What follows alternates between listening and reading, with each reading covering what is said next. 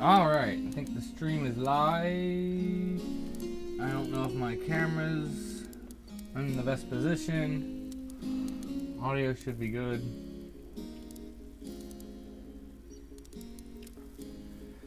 So yeah.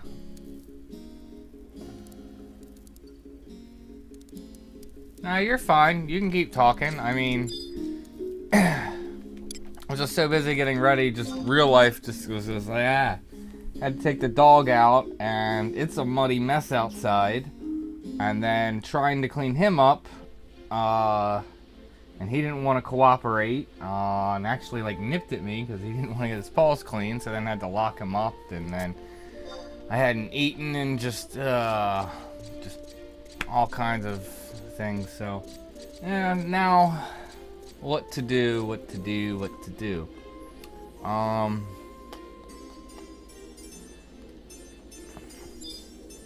So I was thinking, I was like, either, the two things that come to my mind, I was like, either I could go back to, Sky and clear out the pops I had for that and hopefully get the headpiece for, Jovian. So I want that for blue. I also got some pops, meanwhile, just because of getting so many accolades for,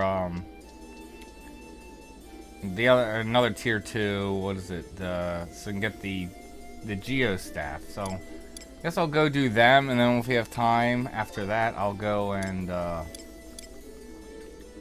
do some get some blue mage spells, or maybe do something else. I don't know.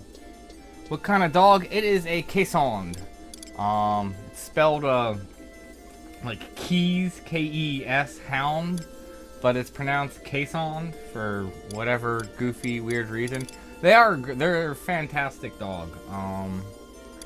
Like, they're very lovable. They love people. Like, he loves people. I've never seen a dog that wants to cuddle as much as this dog, but he doesn't like being restrained. Even if he thinks, like, he likes cuddles, he likes actually if you come up and give him a hug, but if he feels like if you're giving him a hug and start restraining him, he'll get all, like, growly, like, even if you're not restraining him, if you just think he's restrained. There's even been times where I've been, like, giving him a hug, and he'll, like, test to see if I'm restraining him. He'll, like, go and lean one way, and as long as I, like, move with him, so again, it's not restraining him, then he's, like, all happy, like, yay, but then if I don't let him move, he gets all, like, kind of, like, growly and upset. He's a weird dog. I'm trying to think. It's technically a Spitz, which, yeah, Spitz is kind of like classified like a wolf. Like I said, he looks like a big fluffy wolf, but like I said, these guys are really like teddy bears. Had one before. It was interesting because this guy, like, he's not aggressive, but like he will get aggressive if he feels he's being threatened, which was very different from the other Caissond that I had.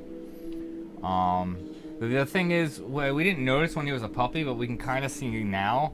It looks like he has like some scarring on his nose. I'm thinking like either his brothers or sisters or somewhere else at the breeder, because I know they said they would free graze them. So he's also gets kind of skittish around his food. He's gotten much better now, but when he was a little puppy, he seemed like scared of it. So I'm thinking he got in someone's face or something and he got like bit on the nose or something. So I think that's kind of why he's the way he is. But dogs are cool. I love dogs. If you're having a bad day, they will definitely brighten your day. Did I get the pops?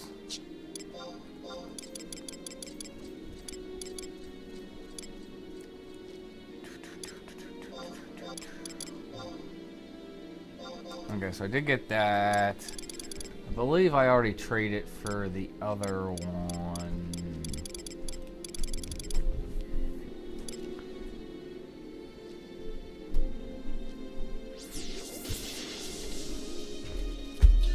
Look where I know I have more of these. I have it stored somewhere though.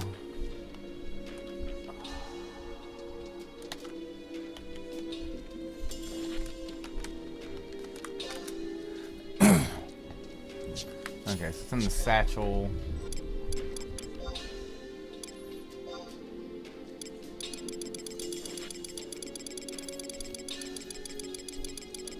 So we'll go with trying to do, what was it, yilan, whatever, the dragon, before doing the one thing.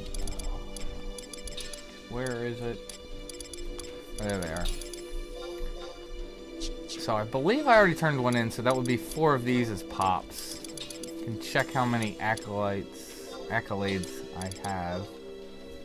Okay, so yeah, I already have the pops.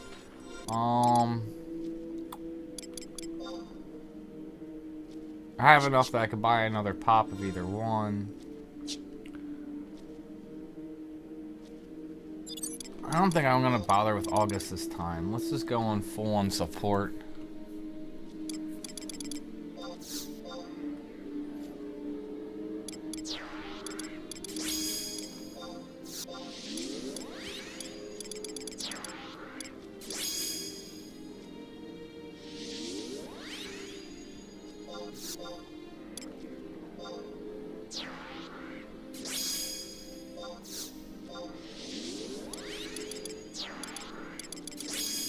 Pull him in for rolls. Oh.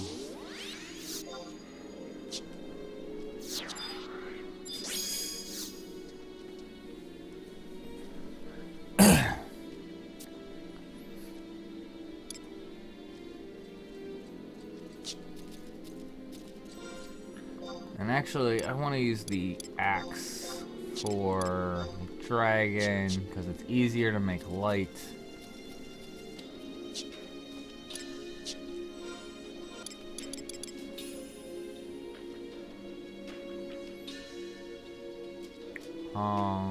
Why am I drawing a blank? Oh, I need a rat. It was like I knew there was something else I needed to do.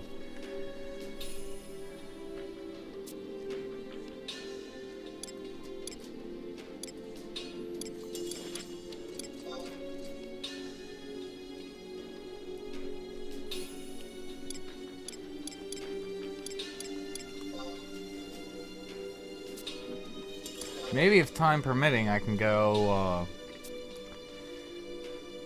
farm some of the CNMs, essentially, for Torques. Because I came to the realization, so, for what I'm going to do all mace, I want to just make sure I have all the Abyssia procs. Just to make it easier. And in doing research and all that, I came to several conclusions. One, I need skill gear. So one of the best ways is going to have is the combative torque. So I need to do that. I also need to level ninja, which I'm not opposed to. Ninja is my favorite job. I'm gonna level it up. I don't plan on like super gearing it or anything, but I need to level it up so I can put merits into it. And I don't really see the point in taking it just to 75, so I might as well just take it to 99. And then put merits in it because I need merits for Katana and Great Katana to be able to do the 175 skills that are for Red Proc. Fun time. Yeah, they are a pain, especially since for her, she only has like 5 or 6 rare enemy Vorseals, and so yeah, considering also like the campaign isn't going, very few people are fighting and killing the dragon, so quite often you're not even getting the blessings enhancing the rare enemy Vorseal. So sometimes it's bad. There's been times where I've like fought stuff for over an hour and just, you know, never even got it to pop. So, yeah, not fun. See if I can get love to pop just real quick while we're here. Not likely, but I'm using axe, so it's what I would need to use anyway, so I can cleave the ads.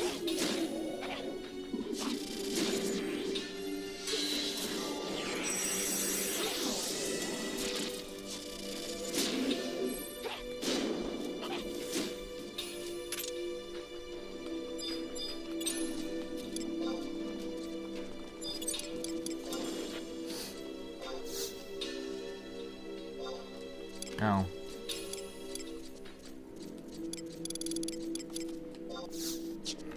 Should have checked also that no one was here, although very infrequently someone's here.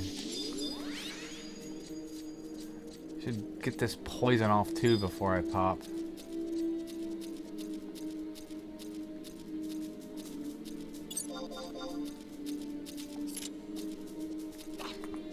Well, I got, like, here.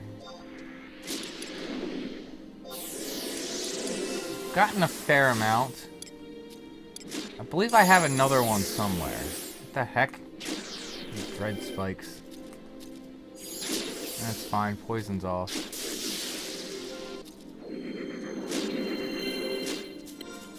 But, yeah, so I got all these, and I can't remember, one of these was a royal pain, was like out here, and at one point, like I was out here for probably an hour by myself, and then, like, 2 people came out as a group, and then more people showed up, and at one point I swear there was like 7 people on one of these islands, like, killing everything, and it was just a royal pain.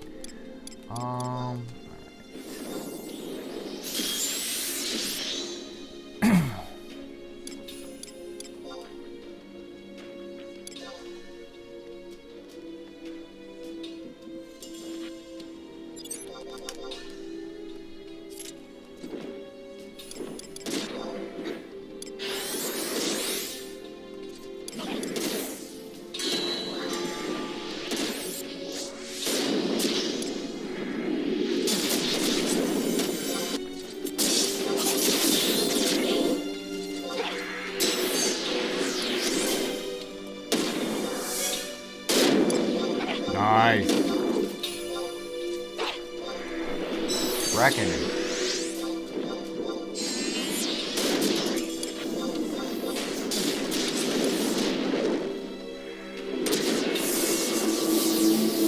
Oh, what?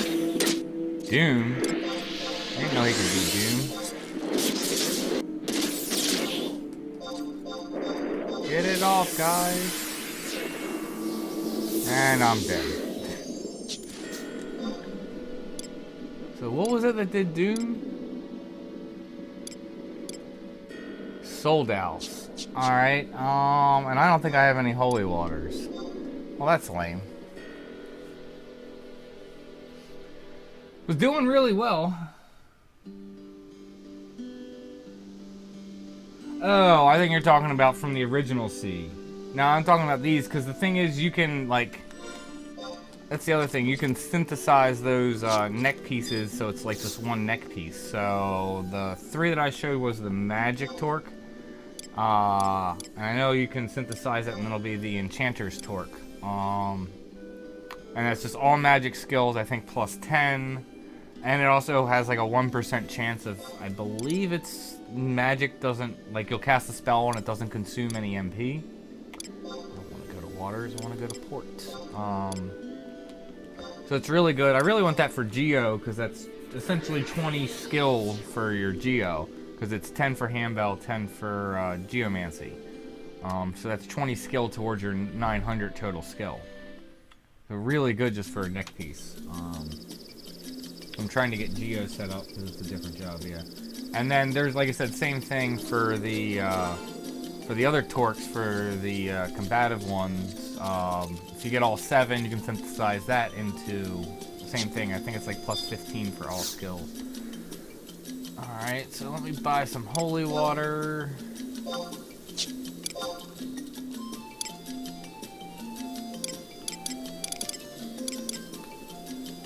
Oh. It's jumping around, I just saw it. I think 3 stacks will be more than enough.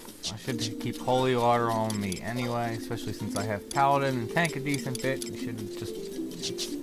Good habit. I normally do have them on me, but I remember I just used them all up and just have not gone and gotten them since then.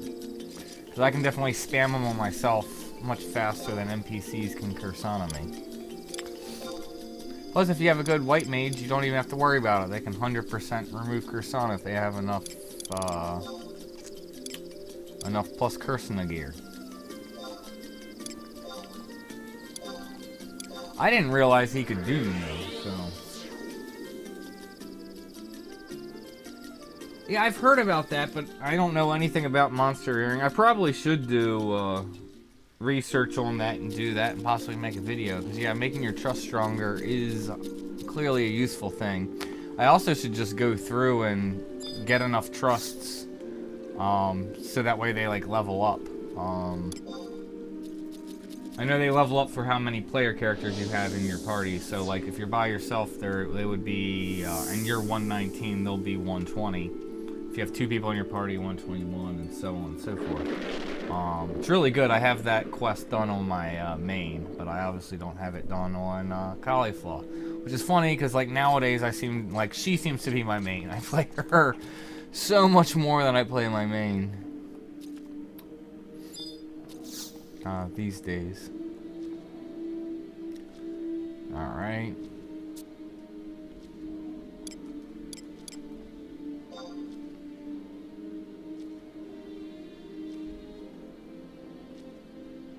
Sucks to have wasted a pop, but eh.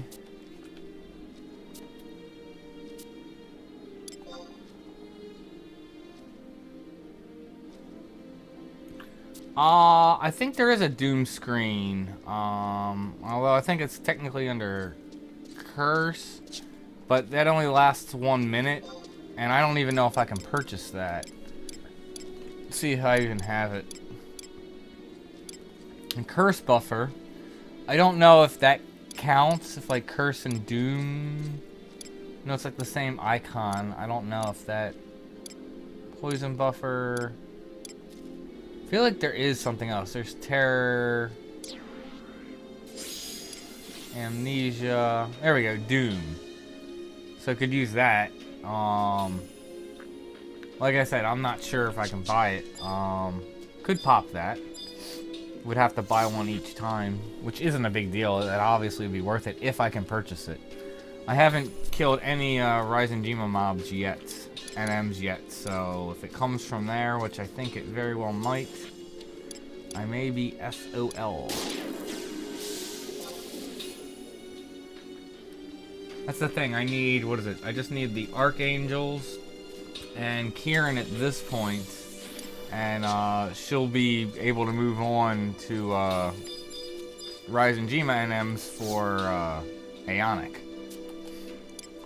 That's what also sucked. Was in a group. They did Warden of Courage and then Kieran, and I was tanking Kieran, and I screwed up. I mean, a couple people screwed up in multiple places, but like I ended up dying because when he turned into the Wyvern, he obviously we were doing a melee method.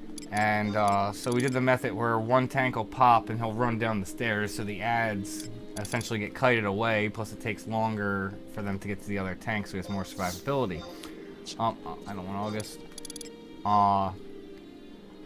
And so, obviously, when Kieran turned into the Wyvern, if you're not aware, hate resets and is going to immediately go for the person who pops, so the Wyvern starts tearing off. Well, then I claim it, and after that, because he got away, ran up to him, and I didn't go and stand on his feet. Instead, I stood right in front of his face. So he eventually did a breath move that did 7k to me. If I would have been to his side, it would have done significantly less. That's for whatever goofy reason. That's how Wyverns work in this.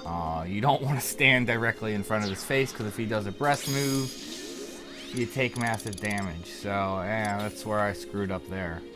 And then we were gonna try again, but then I don't even know what happened. Then they were just like, no, okay. Like, we were trying to reset our 2 hours, and everyone left. Sucks, but you know, mistakes happen.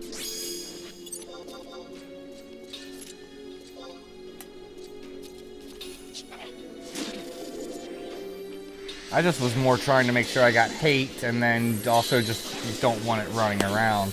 If we did it again, especially from my experience from that, I think I would suggest just completely repositioning how the party was. If you're doing it at, as they call it, 1, like portal 1, essentially you're not going anywhere, you're just running up to the right. I don't know what the position is, but essentially if you run up, I think the main tank who's going to be tanking the NM should be closest to where, I guess kind of the side where the steps are is the lip, and everyone else should be on the back side, because that way when Kieran despawns and the Wyvern repops, he's going to be essentially running away from the party. And that way, no one's ever going to be facing him when he's moving to potentially get Geo-Breath. Oh no, I want another roll, but let's get over by camp first. This was course. No, he did give me chaos. He gave me chaos first? Huh. Well then, we don't even need you anymore, dude.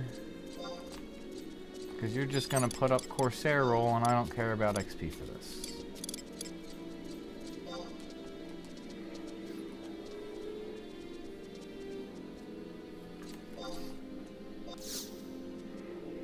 Well, the thing is, we did well. I mean, we got it down to 20%, even though, like I said, for a minute there, you know, and everything. Like, for a melee method, it was going quite well. And like I said, we took Warden of Courage, which, and as honestly, I think Warden of Courage is significantly more difficult than Kieran is. However, you know, with the mob despawning, respawning, and then moving around and that transition, if you're having a transition period like that, if that doesn't go well, that's always a potential problem.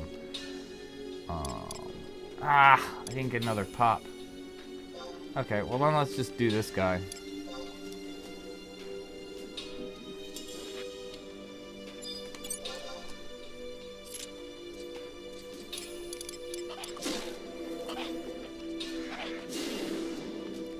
Move him back away.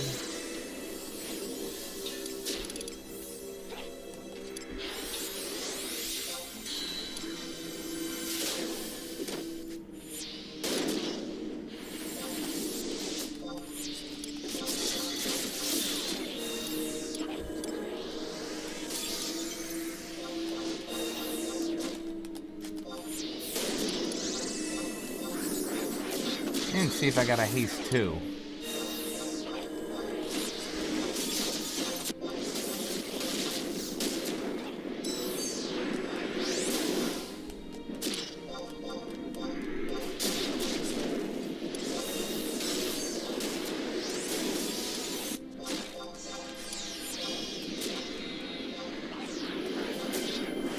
I feel like I don't have a haste too.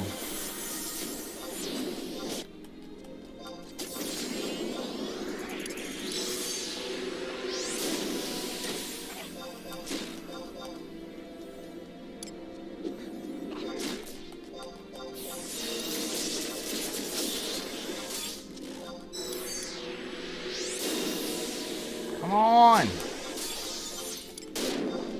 Get that double light.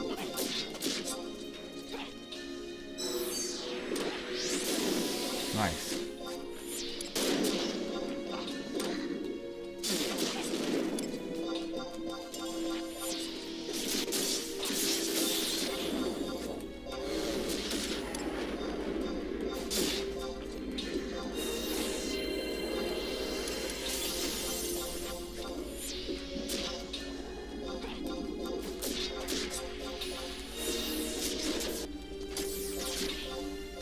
Come on. Nah. I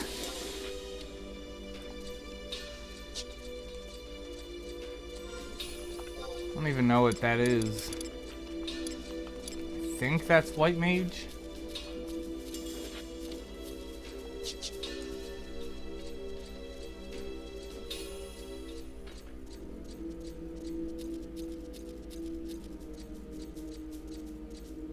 No.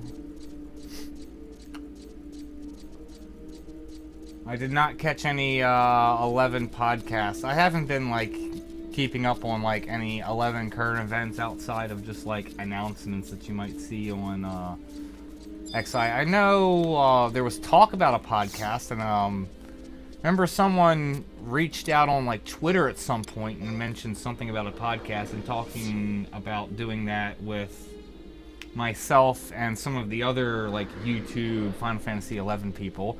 And I did mention I was interested, although I didn't catch it until later, so it was kind of late. But I know whoever did originally tweet about it did respond and said like nice or something about it.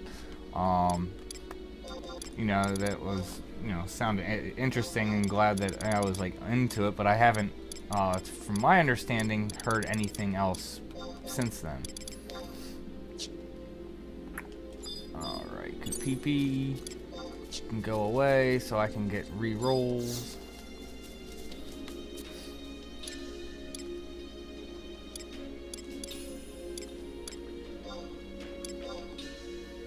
I'm mainly going to this island because this island doesn't pop an NM off the one thing, so I'm not going to be dealing with potential people running around. For whatever reason, people seem less likely to come to this island. Plus, there's also ads here for me to get TP on before I pop it, so that's why I'm coming here. Where's the Corsair?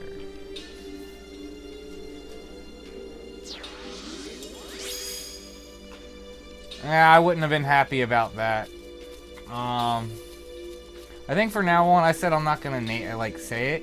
But I'll just go ahead and call it Naz, and just for short, just to not give it full respect, because I played on that server for a little bit, and I think it sucks. I think it's essentially, like, it is free Final Fantasy XI, and it's free in the aspect of, like, me having furniture that I no longer want, and so I put it on my front lawn with the sign free on it, when it's probably also, you know, not working if it was like reclining and somehow bust it and maybe the dog peed on it and whatever, and I don't want it. That's kind of how I think of it, because it's like you start playing it and you first think, oh, this is cool when it's you know, free Final Fantasy XI, but when you start getting into it, there's just so many problems with it, and I don't think it's worth it.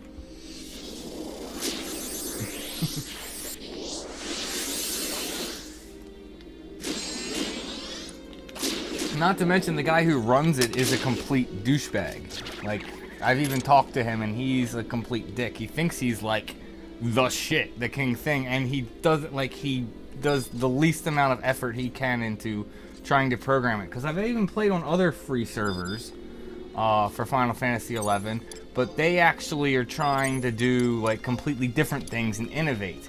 And while some of it was just kind of because it's like I'd rather just play the classic kind of thing, it's like, at least you guys are trying to do something, and you're trying to, like, innovate and stuff. But then, like, whenever I play on one server, you're, like, almost running at flea speed, like, all the time. And then there's, like, mobs, like, in certain zones, they're just everywhere to try and, like, combat that, so you can't, like, it was just weird.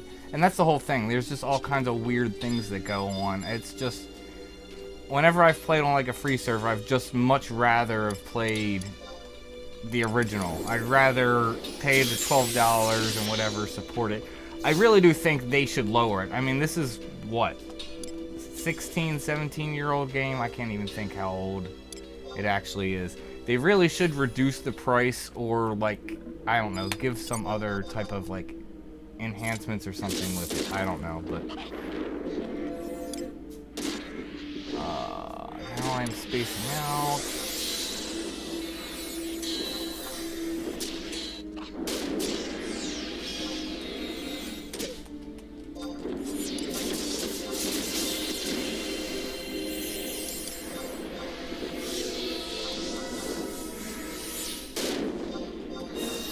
Dang, I guess I got double white on that.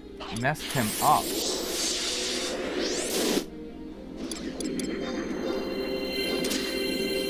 Ah. And I should have used the, what's it called? Oh, it's off.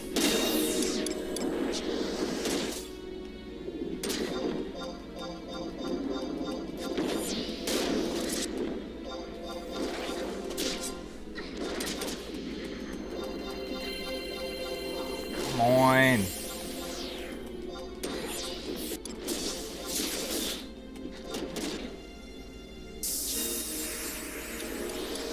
He's carrying me.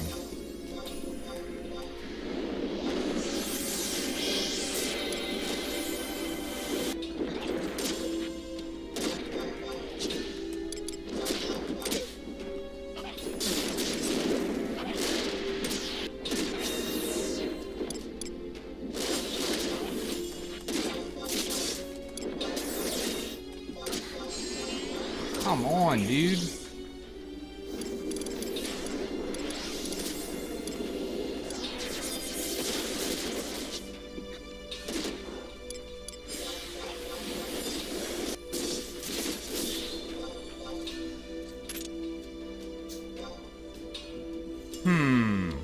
know. So what?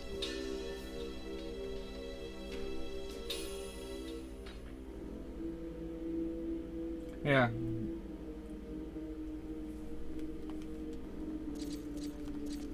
Like I said, when you first start playing it, you're like, oh, this is kind of cool. But like I said, once you start getting more into it, and then also just the community on some of the, well, some on, like I said, some of the other ones, but on NAS, the community is, like, take all the douchebag elitists that you get on, like, you know, these servers, and then just, it's nothing but them for the probably 90% of it, and then just multiply it by, like, 5, and that's kind of what you get also. Alright, so now I'm curious what he drops that I have a duplicate of, because I don't believe, actually there could be any different number of things. He drops Grove Head, Val Legs, Aryan Legs, and Jovian Head, which is what I really want.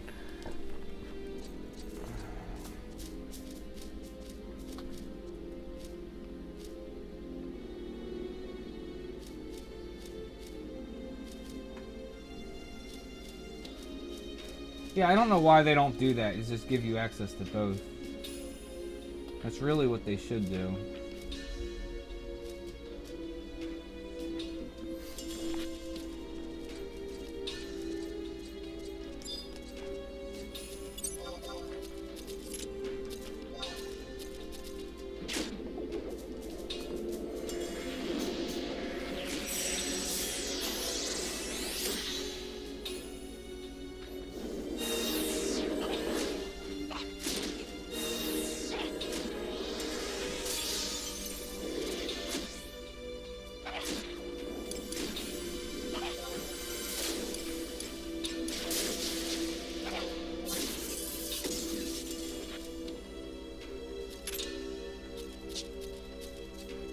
Alright, that'll work out anyway. Wait the minute. I'm glad you had a wonderful time, Sleepy.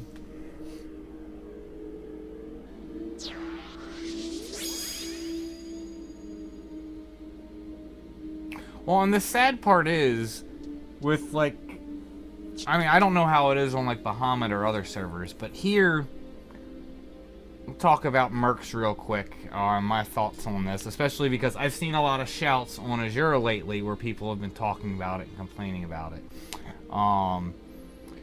So, like, I'm, just personally, I'm against it. I'll say, and just my main reason against it is, like I said, one of the best things that I love about this game is, like I said, it's not about the destination or getting all the gear. I feel it's about the journey. It's about the experience you get going through everything. Like, going through, like, if I paid a merc just to get these items, it's like, okay, so what did I do to get it? I went and farmed Gil, or in probably many of these people's cases, or I shouldn't say maybe many, because I honestly don't know, but I know in some cases, you know, you're literally paying real life money for fake currency, and then you're paying someone in-game to literally get you an item. So it's like, what satisfaction do you have out of getting that item? And then even if you buy all these items, so you're essentially dream tiers, a lot of people like to call it, so you're literally top end, have some of the best stuff in the game, and you don't even know how to play the job. And the thing is, you'll get in like these ambuscade groups, or just any other, you'll go do, you know, some event that's high end, you don't know how to play the job, you perform well, and then people get all upset with you. It's like, was that even worth it? It's like, but, like I said, I like the joy of going through and doing it myself. I like the challenge, I like the satisfaction that I get for, you know, completing something challenging. And like I said, I feel it's more about the journey. And just, I feel this, there's just, it's essentially, I think it's almost like drug addicts. It's not an exact analogy, but it is kind of the same thing, because I've seen, like, mercs try and argue, oh, well, someone's gonna try and buy items anyway, so I'm just trying to sell it anyway. Well, that's the same thing like a drug dealer is gonna say. It's like, well, you know, someone who's addicted to drugs is gonna want their drugs anyway, so, you know, I'm just providing what they want. And it's like, that's not really a good reason, because they're probably going to be the same people if they end up with the person that they just murked in like an event, and then they're performing poorly. They're going to be the first ones to be like, "Oh, you suck. Why do you suck so bad and don't know what you're doing?" So that's just kind of my thoughts on the matter. I mean, I know it's gonna happen. I know, and even me saying, you know, whatever I want, it's not gonna change anything. It's not like, again, and it's like same exact thing, going back to it. If you try and tell, like, a drug dealer, the reasons that it's bad to do it and you shouldn't do it, he doesn't care. He's making his money. He doesn't give a shit. So it's not like I expect something to come of it. But it is, like I said, it's a rampant problem, and it just happens all over the place.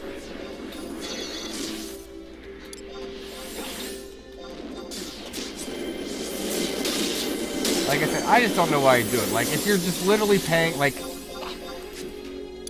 in another example, so like back in 75 days, like the big thing was to, you know, get your relic.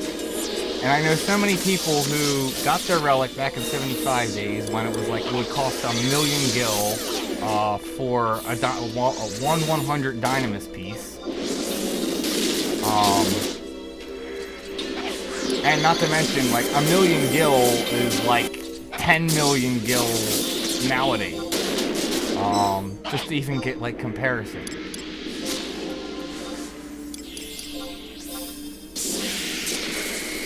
So it's significantly easier to get gil now, and now it's so much cheaper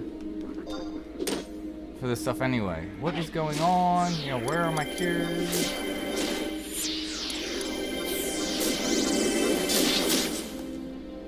But I mean, I know lots of people that, you know, once they got their relic, you know, because they also obviously had top end gear. You know, they stuck around for a month or two, played, and then they kind of like, you know, quit the game after that. Because they're like, to them, they kind of beat the game. It's like, okay, I got my relic, I get to play with it some. It's like, what else is there to do? And I kind of understand that. At that time, there wasn't like a ton more to do. It's just a lot easier to get ultimate weapons, and they're, you know, it's much easier to level jobs. There's more of an appeal after you, like, top-end jobs to do others, where back in 75 days, it just took so much time to do it. I can understand why people are like, okay, I essentially beat the game, you know, and that's why they kind of quit. Kind of sad, but it's like, I get it. But, like, so if you're then back in 75 days and you somehow paid someone, again, merked and got all your gear, and then you're just like, okay, well, I have top-end gear, okay, there's nothing to do, quit. It was like, then what did you even do? Like, I know that didn't happen back in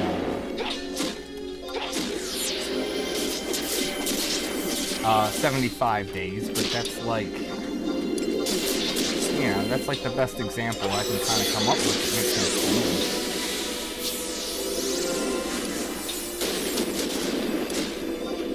Starting to kill everyone.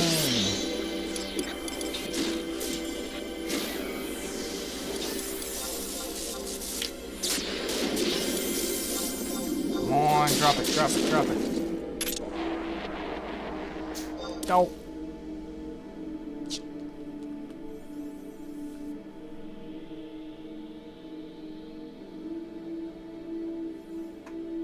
Well, yeah, like I said, I know they're not going away. I'm not expecting anything me saying about it is even gonna change anything. Like I would be utterly shocked if somehow, like, me talking about it and even, like, going in analogies and saying how it's bad and everything, if, like, say someone did have a change of heart because of that, and they said, oh, because of that speech or whatever you talking about, the points you brought up about it, it made me stop murking because I see the bad in it. I don't think I would change a single person in that, and that's just being completely honest. I'm just, like I said, speaking of the problem, I'm not actually expecting it to change. I'm just, like I said, again, like I said, goes back to, like I said, drug dealers and drug users. You know, you can talk to them all you want, like, and it's not the same problem, obviously, having people, like, you know, severely addicted to drugs, heroin and things like that. You know, that's like life destroying, and it's like, while I see murking as destroying kind of your Final Fantasy life, so to speak, the enjoyment you would get out of it, it's obviously nowhere near the same severity, and I'm not like expecting it to. And so it's even less likely that people would change. Whereas, like I said, with drug users, I can see where, you know, when you actually hit rock bottom, it's going to change. This is a game. No one's going to be like, you know, I'm going to change for that. So, like I said, I'm not expecting. What am I doing? I need to trade for it. So, like I said, just my thoughts and feelings on the matter. Like I said, I'm not expecting anything to come out of that. I still think it's a point that should be brought up and talked about, though. I mean, I can't say that I've never, like, murked, but I've never, like, gone out and did it. I remember, like, right after Abyssia, like, when I think 90 was the cap, before it went up to 99, I had some, obviously, from being in, like, endgame link shells. At that point, there was, some people I knew, and they were asking, they're like, hey, we want some top-end players to, you know, it was murking AV and Pandemonium Warden, and was getting money from that, and, you know, they just wanted top-end players who had high-end gear just to help kill the things, and they're like, hey, we'll give you money. And I did that a little bit, not a ton. And even when I, like, came to Asura, I've seen a couple shouts and, like, mainly for, like, Abyssia stuff, where people are, like, willing to pay, like, 1 mil for, like an Orthos Claw. And it's like, really? And it's like, okay, fine, I'll go take 15, 20 minutes out of my time to make 1 mil to get you an Orthos Claw. I don't know why you wouldn't go and do it yourself, because it's so easy, but okay. Just as another example, but I mean, I've never, like, tried going out. I definitely don't spam yells like these people do. But, like, even now, I don't go out and do that anymore, and I don't really want to do it anymore, because, like I said, it's one thing when you don't really see the ramifications of everything happening. When it's happening so rampant like it is on Asura currently, you can much more see the ramifications of what's happening. And it's just kind of like, oh, I don't want to do it. That's like perfect example. First started playing the game, I will outright admit, I bought Gil, not very much, maybe like 5 mil way back in the day, when, like, probably my first job was probably like in the 60s, just because I'll get a little help. Not actually realizing what that really does. With, you know, Gil sellers and, you know, how they would just try and monopolize stuff and, like, what it does to the economy. Again, not realizing the ramifications. Did that. Once I was aware of what's happening, it's like, no, I'm not going to do that and never do that again. But, you know, again, when you don't know, and like I said, and I only did it the one time. Like, after, like I said, I realized it, I'm like, no, that's not something I'm ever going to do again. And like I said, also just in doing that, that's not that big of a deal. But also at the current time when I was playing, I had a really good job. I was working at Johns Hopkins, my first IT job. I was still living at home with my parents, so I had lots of money. So I was like, who cares? Like I said, if I knew what I knew now, or even what I knew, you know, few months after I did that, I would have never done it. But, you know, just being honest and, you know, just trying to tell it like it is. You know, we all make mistakes. And I think everyone should be always given another chance, second chance, you know, learn from your mistakes, try and grow and mature, so. Like, I'm not trying to, like, condemn anyone that's doing any of these things, but it's like, but when you are, you know, essentially, like as I see, causing problems and you just don't care anyway, like, that's, you know, like I said, what I think is a problem, so. Oh, so yes, I haven't even popped food. I should be using food because that would make these things go down faster and easier. I will pop the Savior Tonic this time. But let's do it after he's up.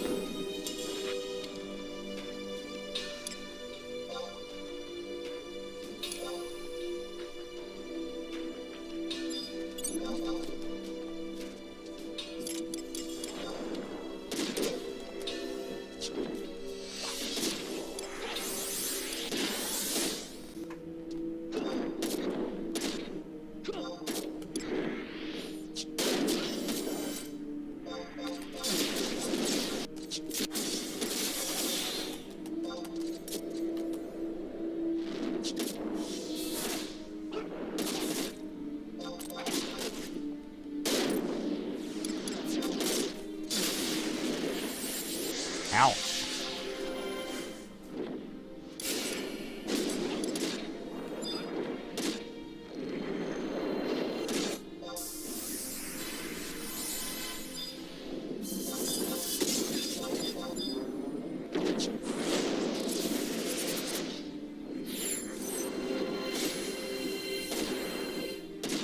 Come on, guys.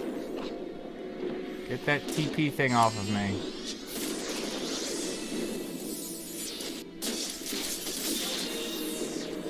I did not.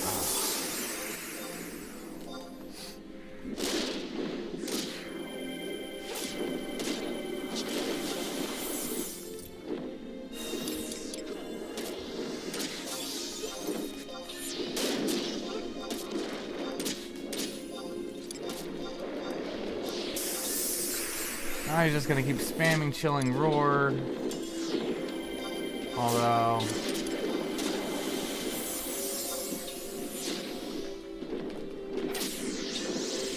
yeah, so he did it after it already wore.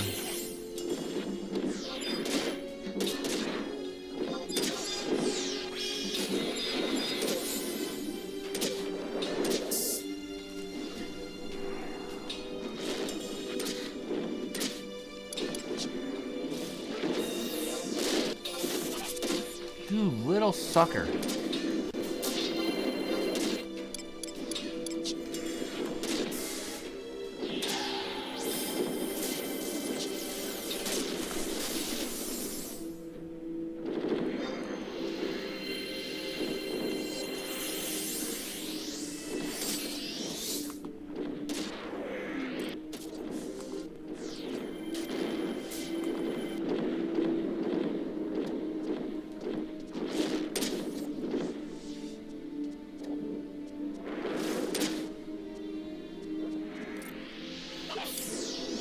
Luckily, my damage taken set's pretty beefy. I can, like, handle this. I'll have to put retaliations off.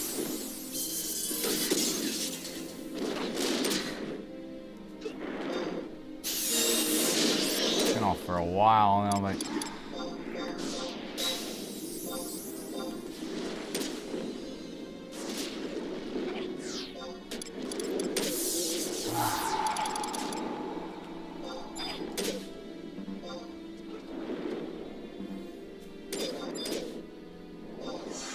come on.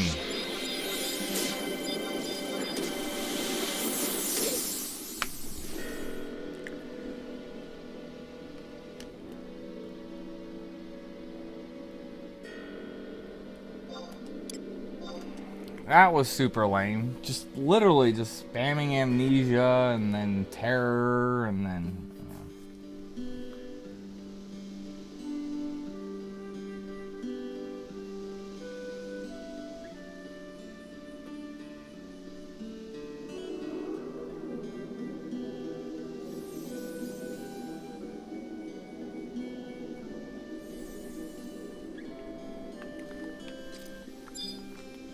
well, you gotta be versatile in jobs. I mean, yeah, typically it does give you stuff that, you know, you're not playing.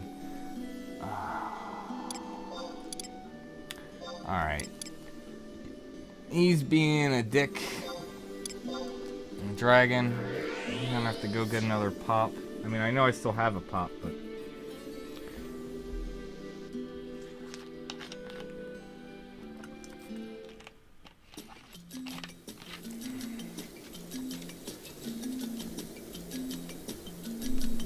like, that was just bad luck. Like, considering I was, you know, doomed and then teared. He was just spamming TP moves there at the end.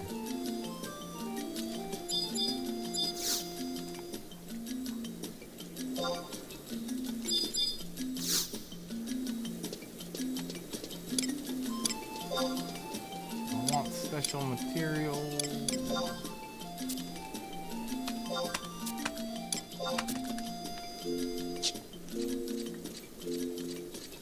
Should use re-raise next time, because I have the potential to get back up, like rebuff, and then try it again when weakness is off. Instead of wasting a pop. I mean, I'm already then short on time under the gun, but it's still possible.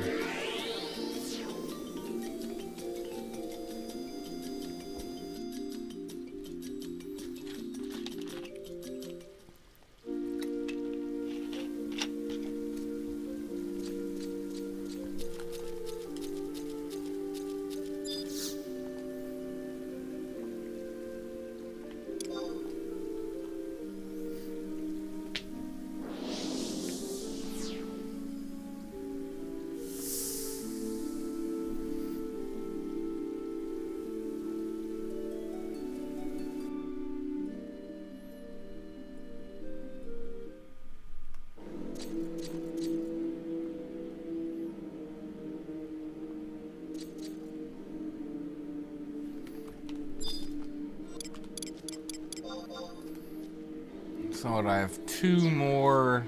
I think I have 2 more pops of each. Yeah.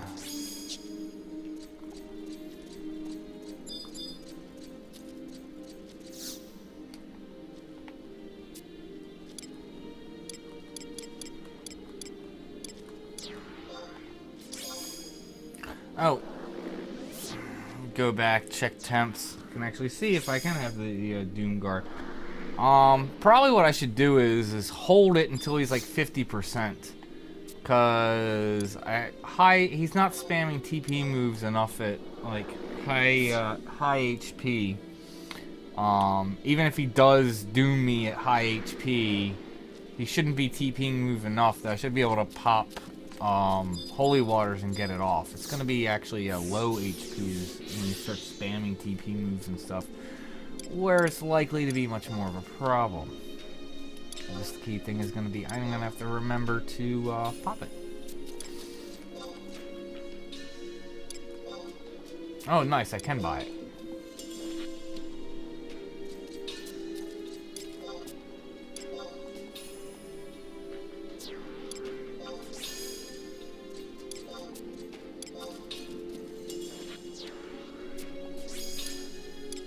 Oh, I actually used a brew on my main the other day because I had so much over. Brewed Kieran just hoping to get the belt and got it. The one belt that has dual wield. Wanted that thing for a long time. Gotten in so many parties on my summoner just to help him out, just to try and lock the belt, and just either doesn't drop or never get it. So I was super happy to get it after brewing it on Thief.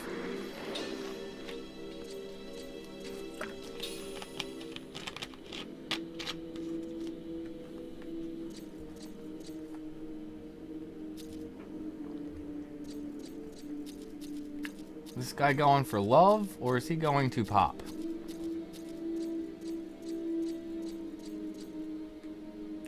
I guess he's going to pop.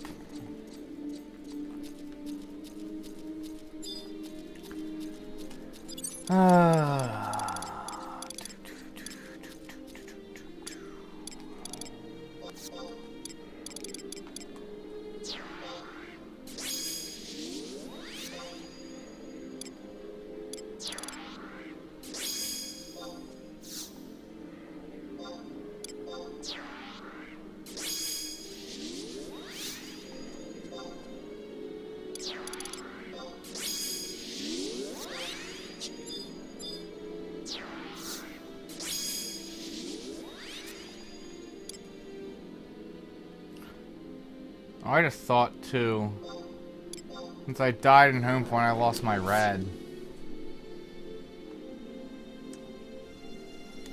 And I could still pop with my trib, but then I'd have to run back and get another trib afterwards.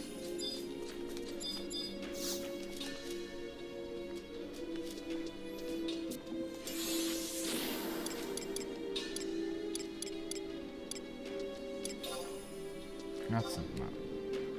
Seals, key items, radial lens.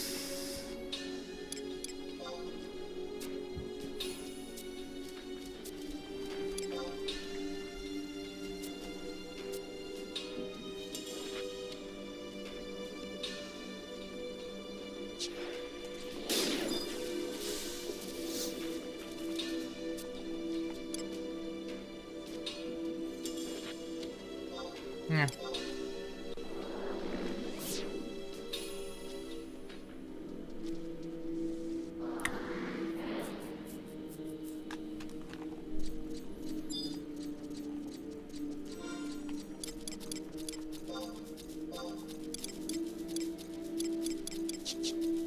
Okay.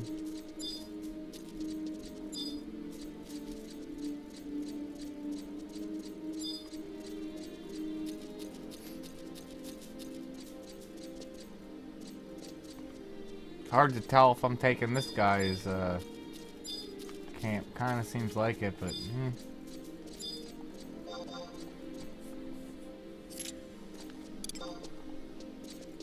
Oh.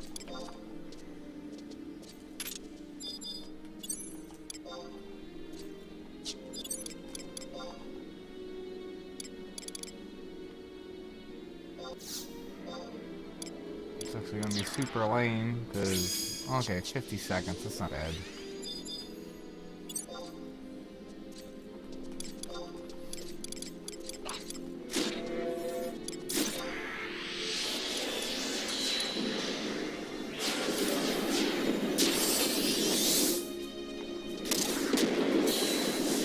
If craziness happens.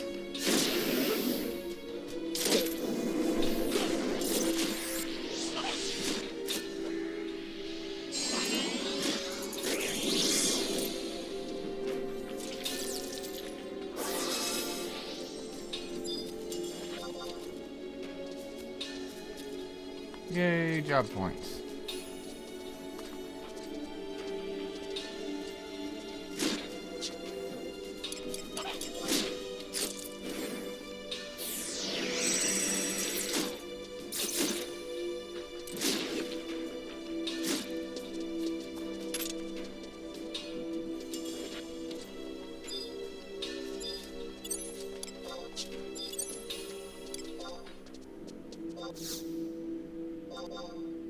What?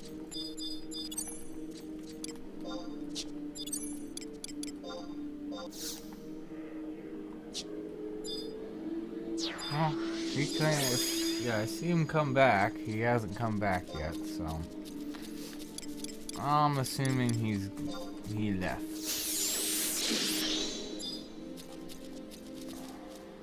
Maybe he was camping the NM and got it. Be good for him. Am I missing anything? I don't think so.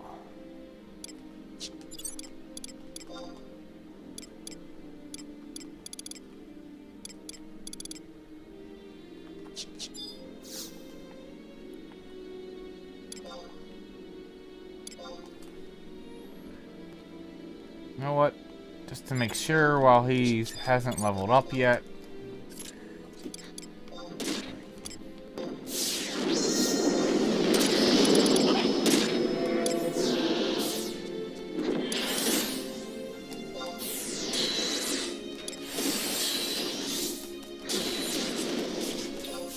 Nice.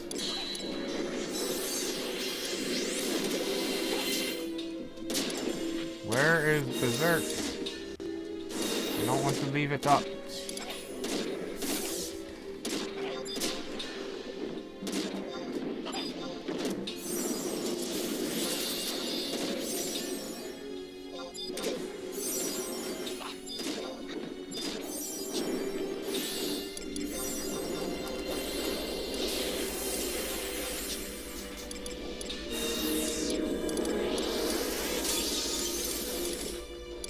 And it starts. You know what? Let's leave it up.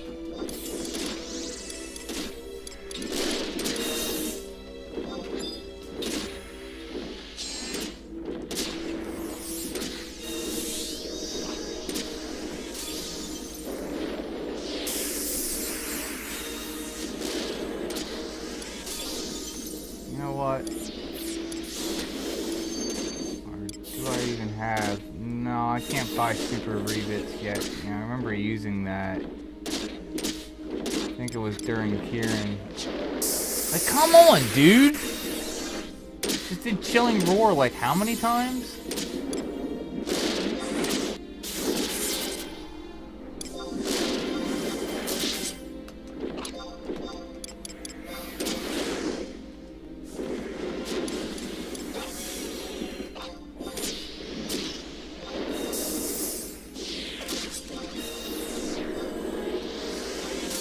Typically don't like using Berserk when I'm like tanking, because for obvious reasons, but it seems to work quite well for this guy.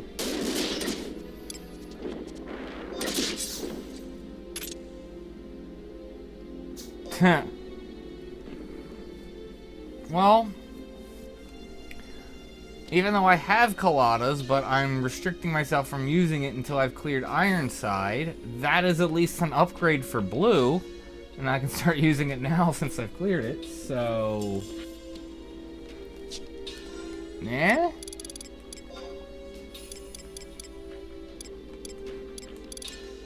It would be an upgrade for what I'm currently have for my blue, so...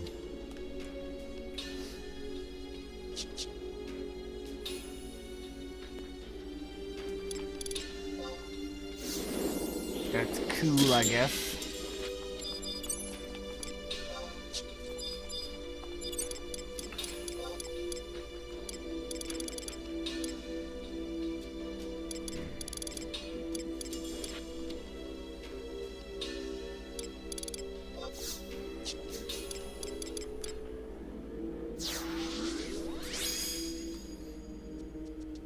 Actually, I need to wait for that to wear. Because he's going to throw it up, but it's not going to overwrite mine.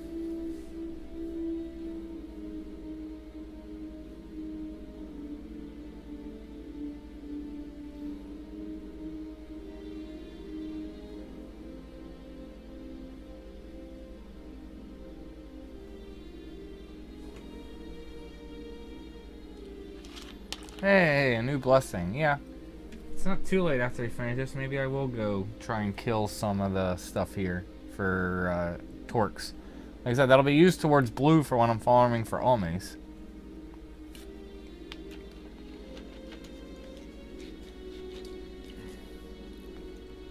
Like how I've been like pretty much all my streams since I had the voting for blue. It's been, yeah, I think almost all my streams except for one, which was the one where I leveled Dragoon, have been for Blue Mage, but I've probably, it's been less than half of the time I've been on the job. But obviously, you know, it's easier to gear up when you have, you know, better geared jobs for other jobs. That's why I think, you know, being versatile is always good, and having, you know, multiple jobs that you can always rely on. I remember seeing a long time ago, someone was shouting and basically being like, they couldn't get in a link shell as samurai because their samurai wasn't good, but they only wanted to play samurai, and so they couldn't get good gear to be able to join a high-end link shell that would help them get on gear because they only wanted to play samurai. And it's like, yeah, I'm not surprised. You need to be versatile. Not to mention, samurai is high-end job that a lot of people want to play.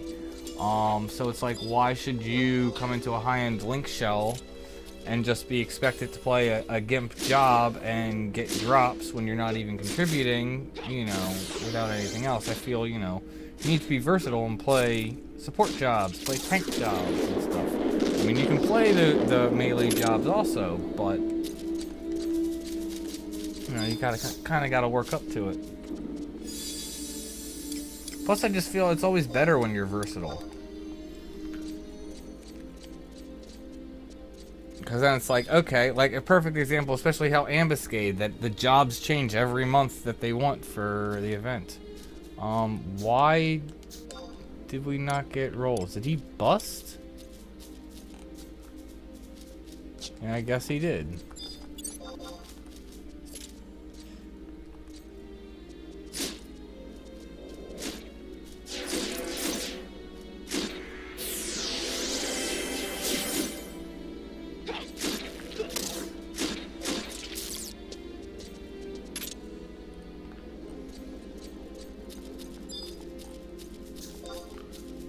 I don't know if he was trying to double up anymore.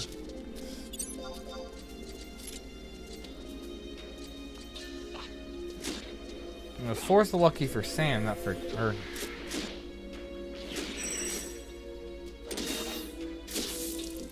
Or is 4 the lucky for Chaos? Don't remember, it's been so long since I've played Core. Actually, I think it's 4 for Chaos. Is it? Oh, no, I think that's Samurai.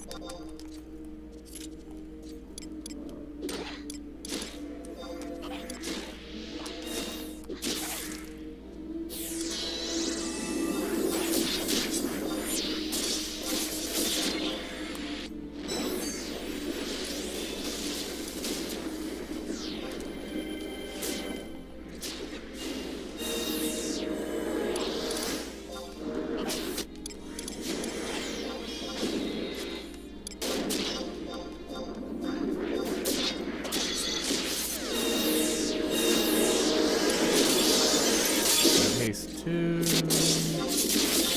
you just give me regular haste.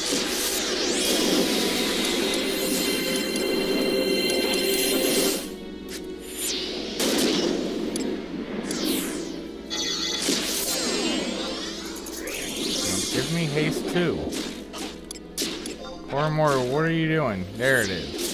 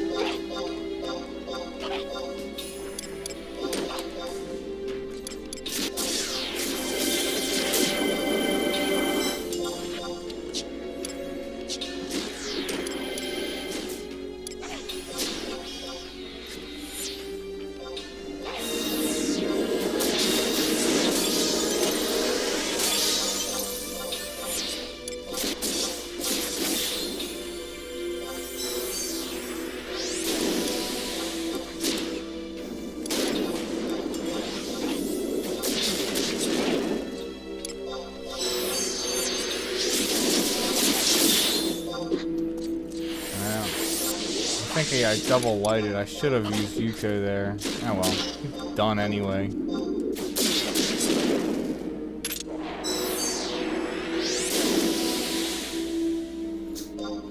Okay, yeah. Yes! This wasn't the main thing I came out for, but yes!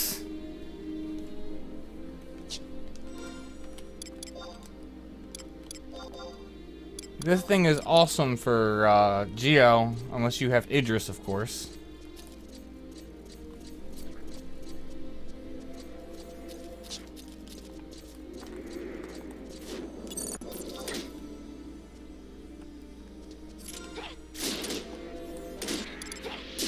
Perfect 2, I think. And I can trade for another pop and just hold it for whatever, for a rainy day, or and that'll free up inventory space, and then hopefully we can get the drop off the Durgan. Well, thank you. Thank you.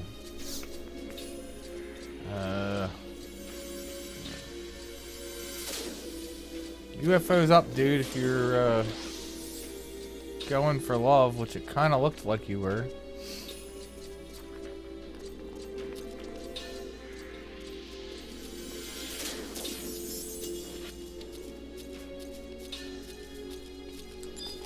So now, getting Jovian head.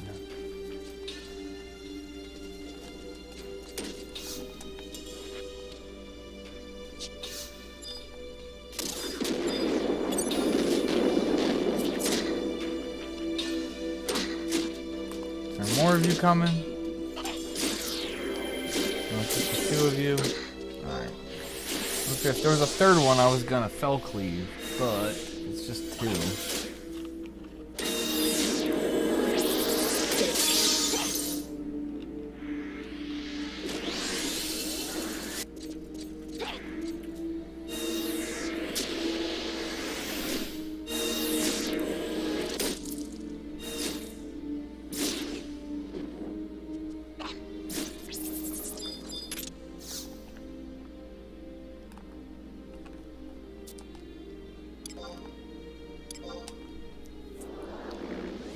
Because if I can get the headpiece, then I'll have, because I even got the curse stuff.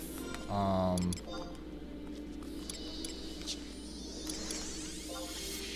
already picked up the hands and have been upgrading them, but I had these before from the stream. I just didn't actually like buy the piece and get it purified.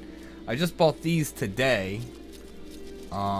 And I have the feet because again I got them on another stream, and then I actually bought the head, forgetting that I didn't have the abjuration for the head because it drops from yilan, which I knew was like making progress on. Just never came back out and did the pop, so hopefully we will get it.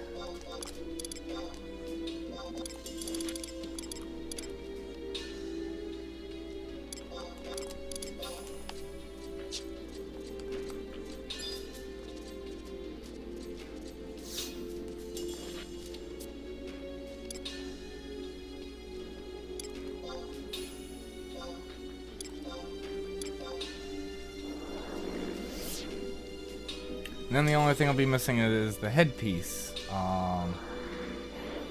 And I'll need to set up a group so I can go do packets. Because I know that's not something I can solo on her. Could probably duo it easily enough if we could get a sleeper to sleep the ads.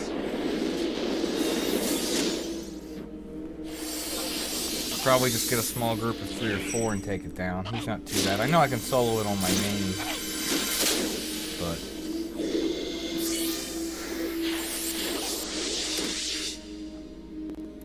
that's not the point of this. So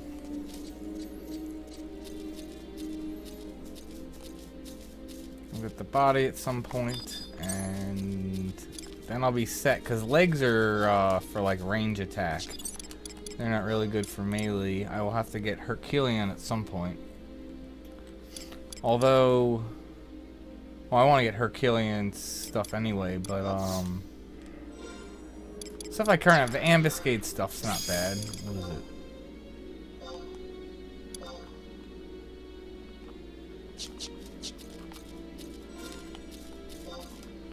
For a second I thought that was like larger. I was like, is that love? Is not though. Let's just aggro everything. Yeah, these.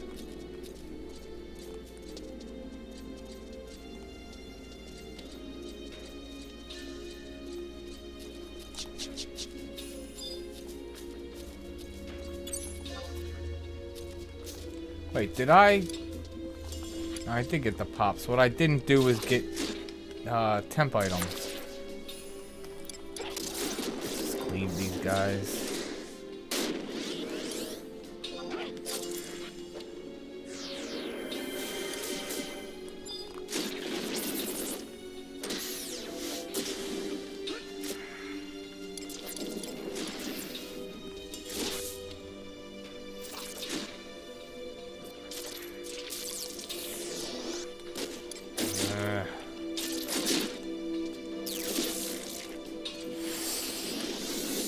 At this point,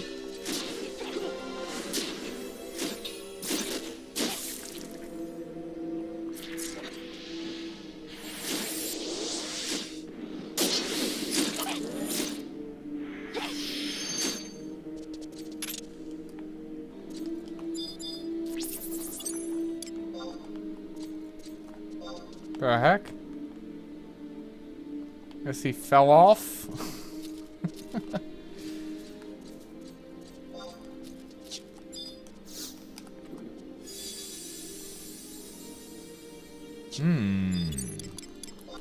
Yeah, let's use that.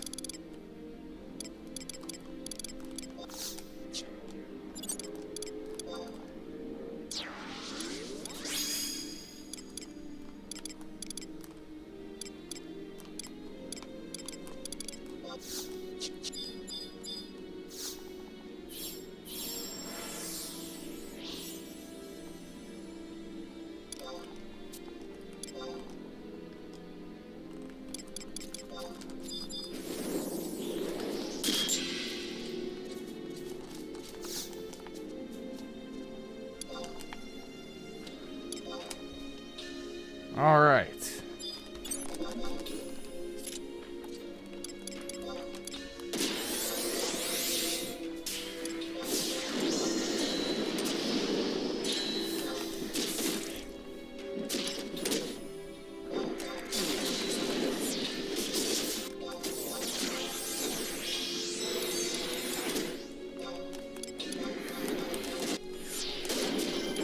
Whoa! Wrecked.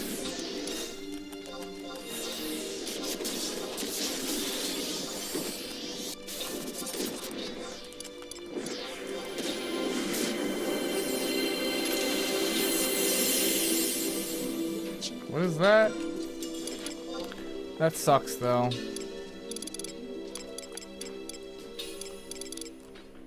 That's the red mage sword. It's not bad. I'm sure there's better stuff, but it's not bad. 10% fast cast. Said I might level.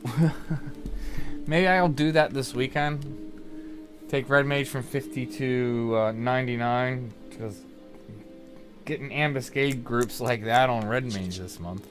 But that sucks that now I am out of pops. Let me see. It's probably way too much, more than I'm willing to pay. But let's see how much the armor is off the auction house. What was it? I remember. Yeah. Centurios. I could go pop more of that, but nothing left of that. Yeah, no. 40k for a single, 300k for a stack. Yeah, no. Not happening.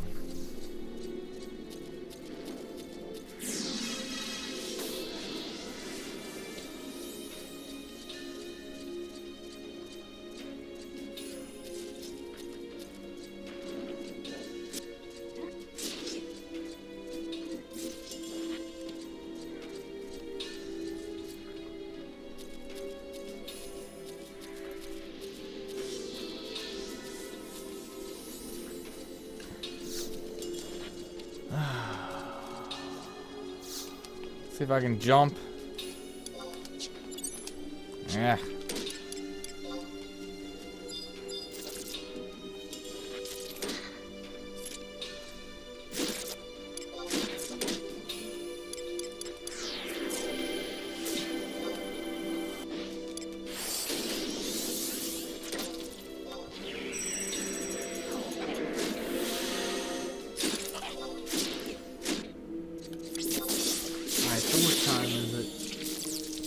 Early-ish. Let's actually see. Maybe I want to do something else.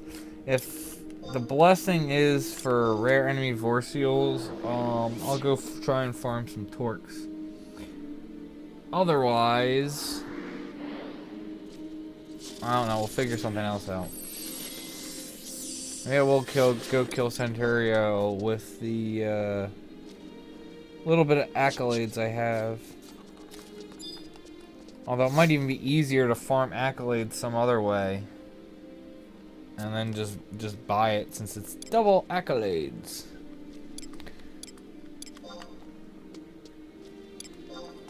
But yeah, I've like killed it enough. Anyone who's seen, like, pretty easy way to do it as long as he doesn't get annoying with TP moves. I might just farm the thing off stream at some point. I don't know. If I want to do it, I'll stream. Just do a short stream. That's the question. I ought to post a video and see what he will think. He'll be more interested if I like streamed just for like say half an hour at a time if I was doing something short. Didn't care, or do you guys want to prefer long streams like that? That's a good question to propose. Nope. Check blessings is at the top. I don't remember which one it is. Oh, nice. Yeah, okay.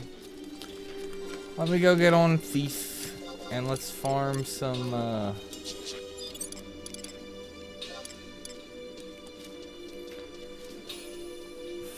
Torques, hopefully.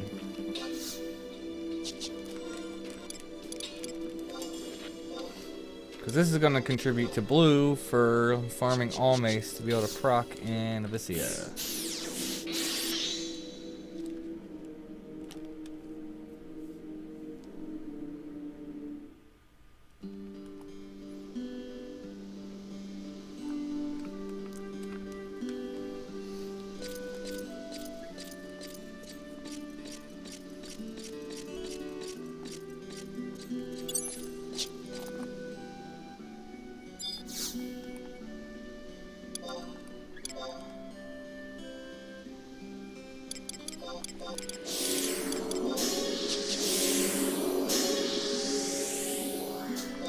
Never did look though,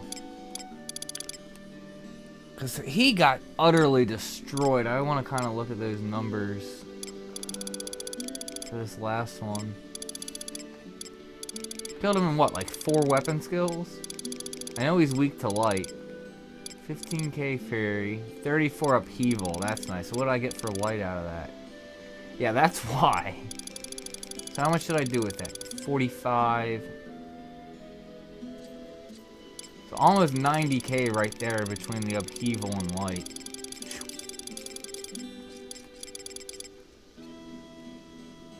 Or no, is that... No, 80k. Wow. Because I can do math. Another 15k fury. 40k light. 18k upheaval. Yeah, it's not until later. He seems fine. Like I said, most enemies on war, I don't like... If I'm tanking, or if I know I'm going to be pulling hate and tanking, I typically don't like popping Berserk. Because I've definitely, like, pulled hate before doing that, and then I get, like, utterly destroyed. Because of having Berserk up. So unless I have, like, a tank that's solid, I typically don't like popping it. But he doesn't seem to hit very hard individually, so I feel like Berserk is good for him, so... Kind of the conclusion I came to tonight in fighting him.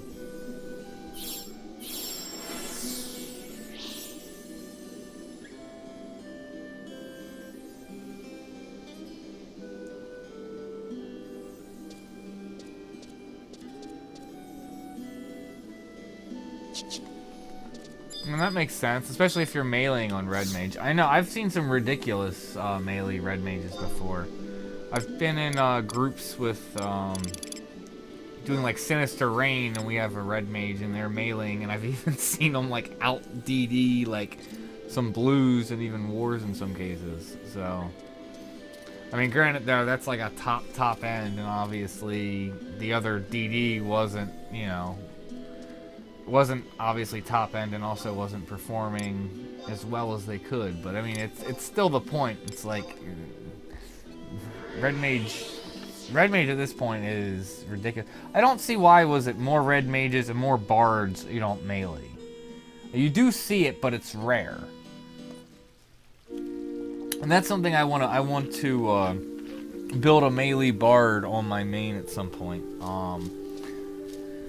That's the thing. Any extra stuff I get after getting all mace, I'm just gonna give that to my my main for making the harp.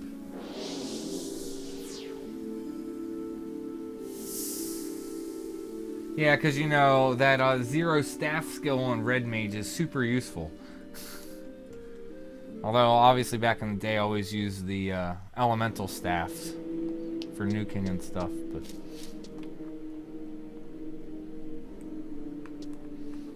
just always find it funny that Red Mage has no skill in staff. That doesn't exactly make sense. But yeah.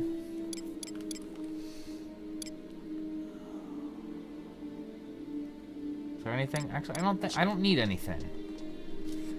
I do not need anything. Alright, so question is, what do we want to go? Let's see if anyone's a temp. Or not, or no, fort, I mean. Warder of Fortitude.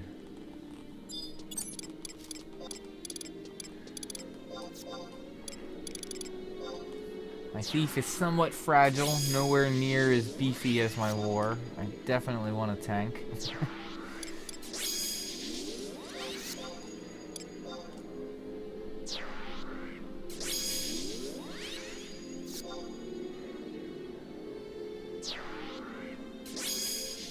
Hi Sean, welcome to the stream. Hope you are having a good night. Hopefully we can get a decent pop rate. Considering we got the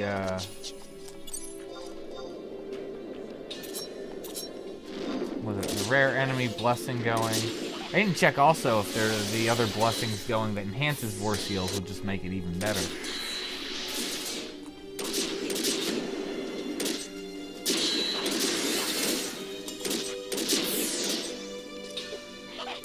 Wait, why? Okay. obviously misclicked. I wanted Almia rather than King of Hearts.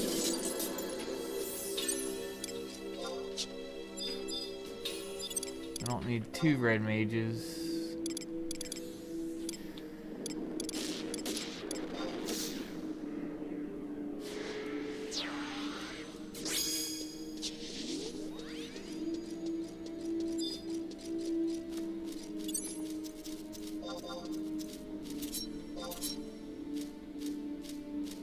So what do I think I need? Fort, Faith, Love,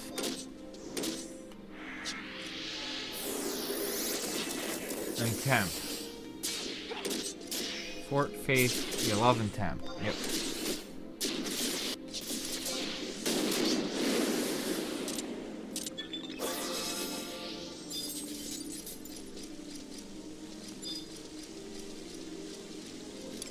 Let's see. What?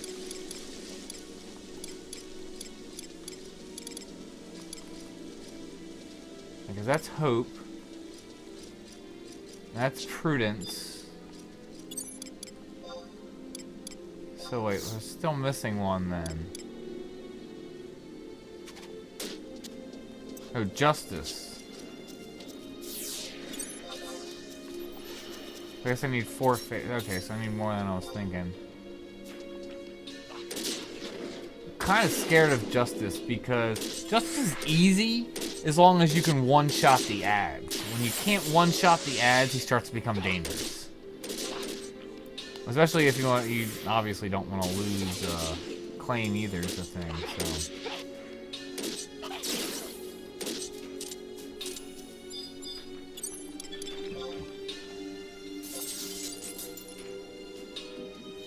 So you can't like exactly switch to, you know, the ad and focus on the ad. You want to be able to just weapon skill one-shot the ads. And if you can't, it can cause a problem because they can ninja 2-hour and blow up and just cause massive damage. As long as you can one-shot the ads, though, it's not bad. I might have to do Justice on War. I'm pretty sure at this point, where my Thief's at, I'm definitely gonna have to do Love on my War. Which is gonna stink not having Treasure Hunter. I know my War can handle Love, because I can just cleave the ads. But, yeah, my Thief is likely just gonna die to Love.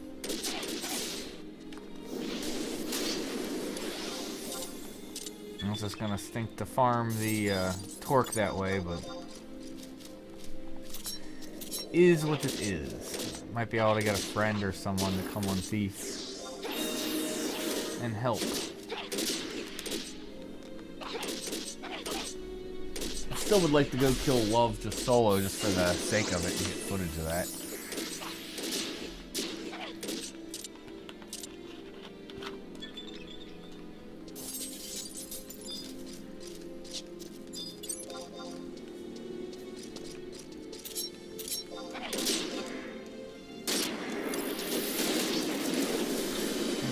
Someone just doesn't happen to have it up.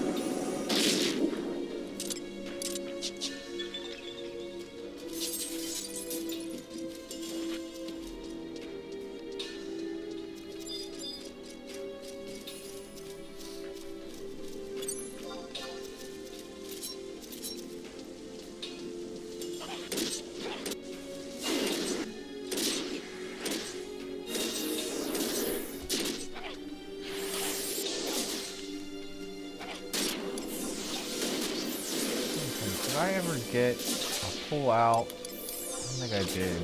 Yeah, I don't have a facility rank on this. Probably have like 3 or 4. Nice.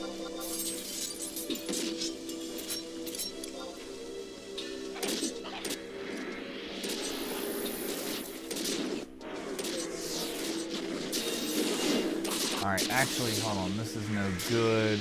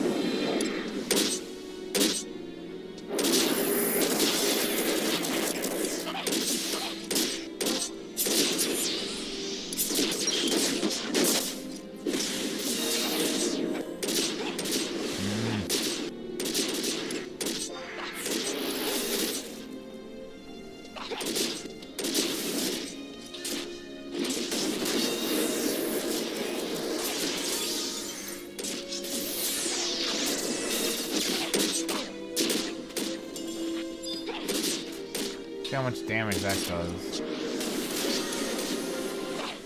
That's decent. Let's kill the edge. Cantato is doing decent damage to him though. I know he's strong to physical.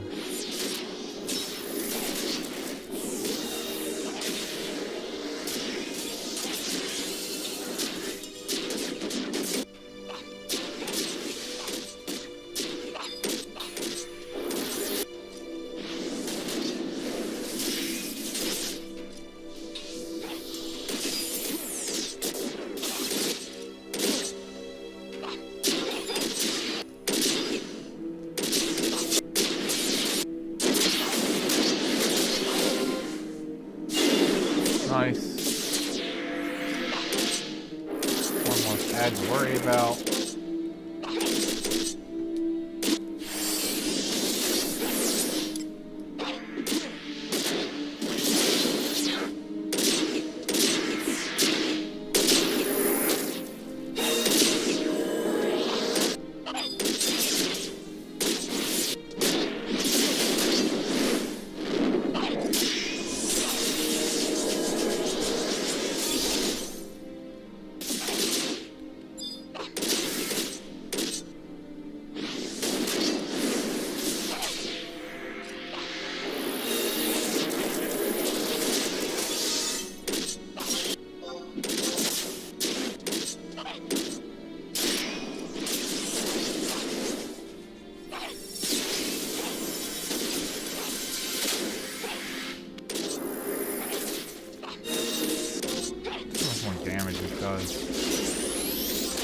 My weapon skill gear on while switching.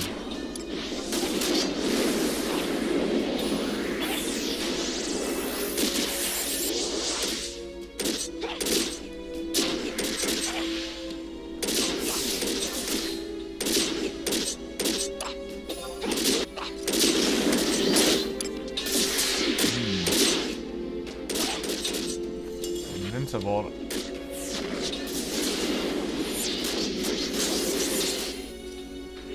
I don't know if with sneak attack or trick attack. I mean, I guess it should proc. Oh, yeah, anyway. But I guess it should proc for PH.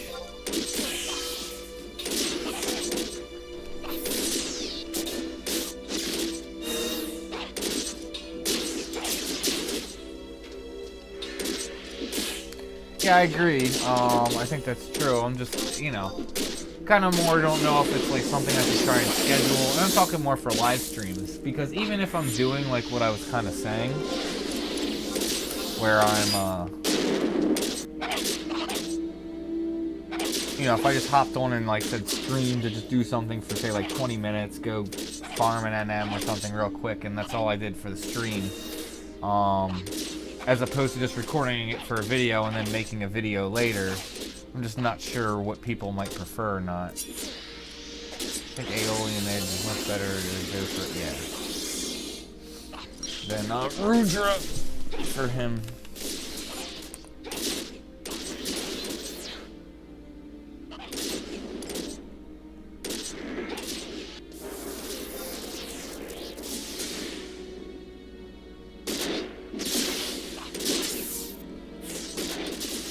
Dang, only 10 at this point?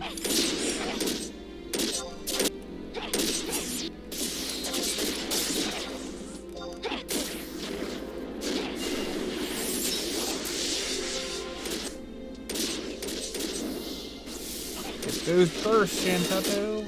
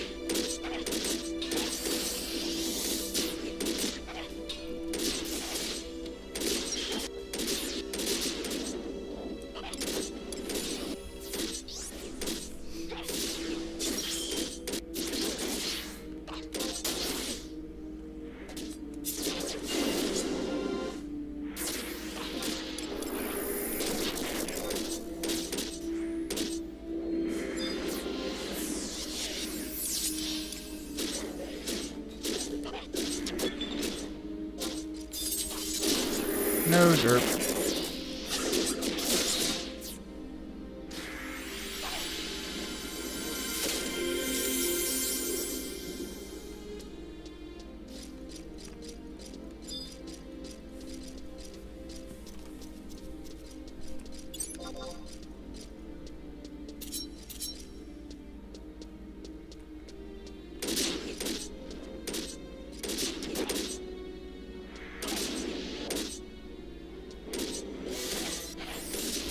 That's cool. Yeah, I remember that. Yeah, the sword from Boone was pretty cool looking.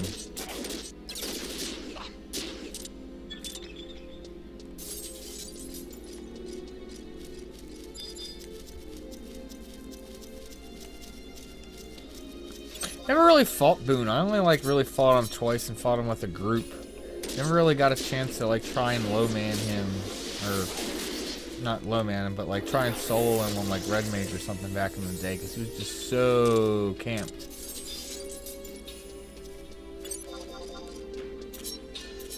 And it obviously wouldn't be the same if you fought him at this point. I think I fought him and killed him like twice, but like I said, it was always with a group of people. Which isn't the same as low manning, because I always enjoyed low manning.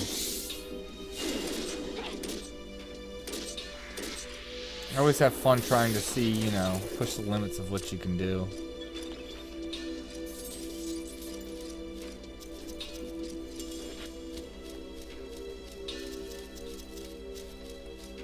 Plus, it's always gratifying when you, like, see a group, like, you see, like, a group of, like, 6. Like, perfect example was, Joy Toy NM. I think I've told this story before, but, what is it? Friend wanted it. Was camping it for the time of death, and we duoed it. I was on Thief, they were on Bard, and they were obviously main healing on Bard. But the point was they would double mambo me. I had just ridiculous evasion gear, not to mention use the 2 earrings that give you. I think it gave you 15 evasion for each earring when you're blind, considering. He does whatever that one ink attack is. You're like blind all the time, so wasn't a big deal. And just basically blink tanked him. What the heck? Why did my trust come running over here and then went like running? What's going on?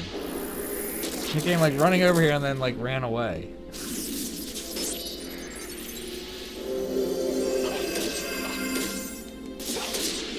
Yeah, exactly. Low man was the best. But I remember, like I said, so back to my story was, so friend was there. So we get there. There was a group of 6, and they were fighting it. They literally, basically, what their problem was is they had too many like melees on it for their healer to support. Their healer just. Because it was spamming AoEs from having so many people hitting it, their healer couldn't keep up, couldn't sustain, and then they eventually wiped. And we always tried taking the policy, and especially that was the other thing, in the Link shell that I was in, not that this was the shell at this point, we didn't really ever want any shenanigans. So it was like, when we, like, if they're still, like if it goes unclaimed where I could claim it, but they're still up, we wouldn't touch it. Because, you know, you get a lot of, like, angry people and stuff like that when they had that. And we've had that happen to us, too. Like, I remember we were camping, what is it? The NM in Devoy that drops Juggernaut. And we were doing fine with it. And, I think at one point one of our black mages zoned and someone ended up stealing it. It's just annoying when it happens. So we would always just take the policy. It's like, wait until they're dead, let it regen at least like a tick or 2 before you even take it, just so that there's no question.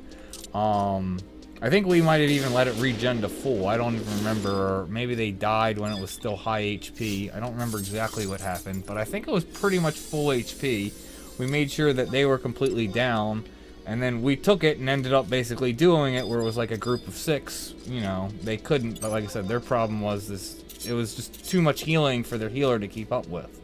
But But I even remembered, like, afterwards, so, like, we had it, and, like, we're about to kill it, and they start, like, sending us tells, basically being like, oh, you guys shouldn't have it, we were here first. It's like, you guys wiped. Like,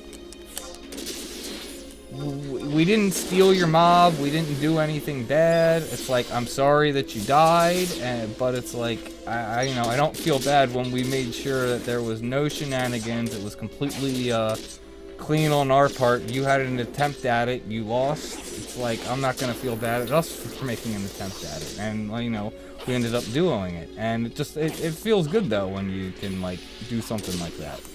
I don't know if they could have potentially done better if they weren't like essentially being a MP sponge on their white mage. Maybe they could have, I mean, who knows, there's no way to know, but you know, there's that. I think it took us like 45 minutes to duo. I don't think it took like 2 hours. It did take a while. I do remember that, but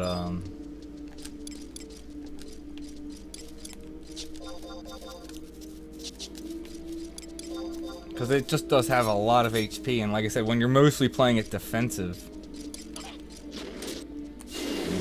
Because like I said, it was just I was basically just keeping evasion gear on all the time unless I was casting shadows. Obviously, at which point haste gear went on and then went immediately back to evasion gear. And then obviously we just put on weapon skill gear for weapon skills, and nice. Alright, let's move him.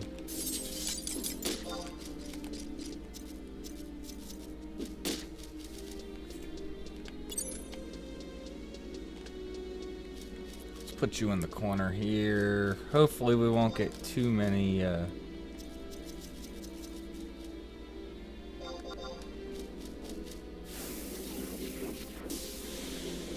potential ads.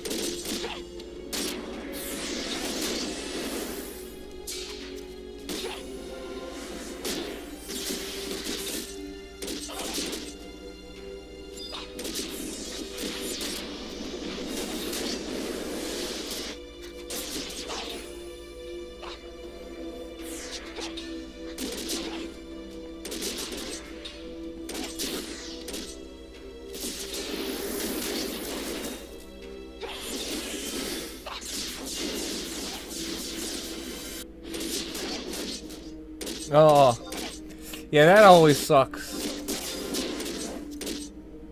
MM's window ends up being like ridiculous time. NM that just bad stories about NM. What is it? Sozo Rogueberry before he was 100% drop on Thief Knife. I think me and a few friends essentially, I don't remember what year it was, but wasted like half our summer camping that MFer. Like I said, before they changed it to 100%, I think we went like 0 and like 80 something on him. It's ridiculous. Another thing is, then you're camping it, and then RMT happens to come in. They claim it once over you, which is kind of like frustrating, and then they get the drop. They like somehow go 1 and 1, and then you don't see them again. And it's like you didn't see them before, and it's like, really? I've killed this thing like 50 times.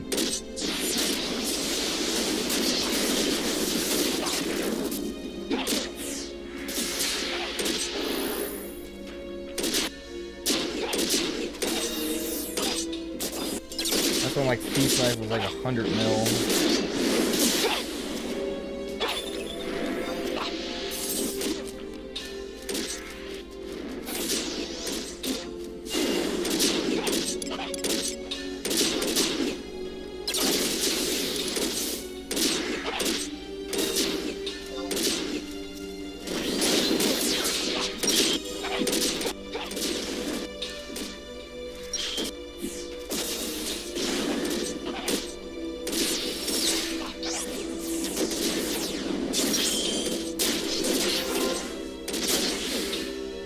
Yeah, it's a great game. Like I said, I honestly feel like this is one of the best games I've ever played. This has so much depth to it.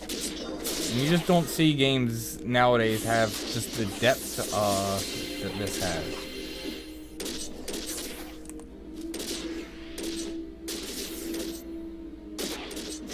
I'm just glad it's back to horizontal progression rather than the vertical progression that they switched it to. I think that's what this game does, you know, best with is, you know, keep it at horizontal progression.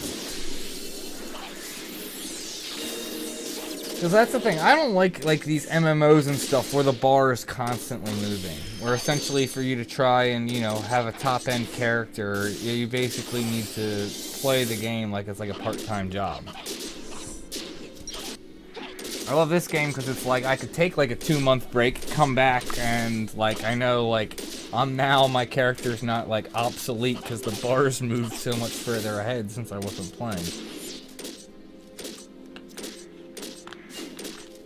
It's not hard at all. In fact, you can go get trusted, like you could start a brand new character. Like, I mean, if you used to play, obviously, and I'm assuming you did by your comment, hopefully you can recover your character. Even in the event that you can't, you start a new character, you can get trust at level 1. There's, what is it? Like, that's one of the first things you do. I'm not sure if you're aware of Records of Eminence, which is this. It's a new kind of a quest thing. And like one of the very first things you do, like basics, what is it? Yeah, calling forth an alter ego, and they will give you, and you can, before you even go out, start leveling, killing anything, you can get all of these alter egos right here. So, you can get started. Now, granted, most of those alter egos aren't great alter egos, but I mean, it's better than nothing, and obviously, you know, you just accumulate better ones and as you go through, and yeah. I mean, that's fine. I mean, if you go through my content, if it is something that you want to come back, this character here, Caulifla, this is a mule that I started. I mean, I've had her from like 75 days, but never ever leveled her. Why am I doing Rudra? I should be doing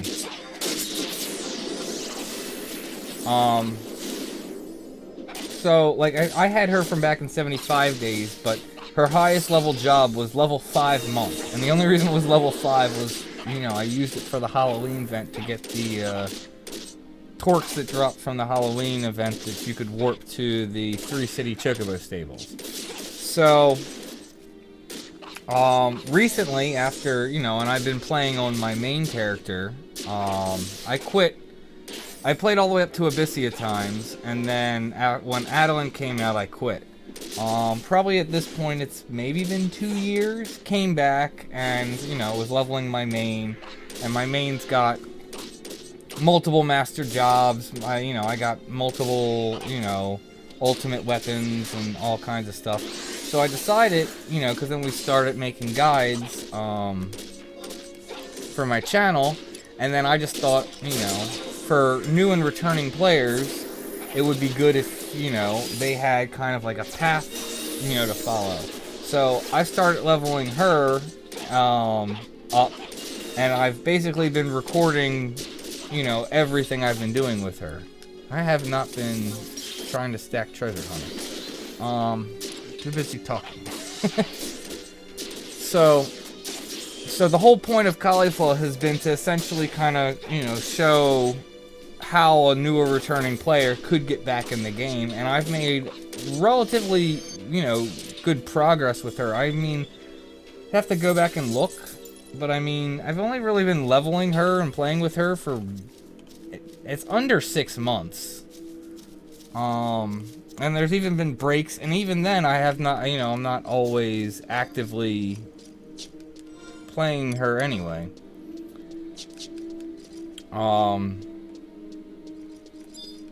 And yeah, so I've made really good progress. So even if you like didn't play back in the day, it does not take long to get back in the game. I don't know if you're even seeing. So like this was just like kind of a trash mob, So, like, got 5,655 limit points, and then capacity points is a new type of points once your character's 99. And that levels up.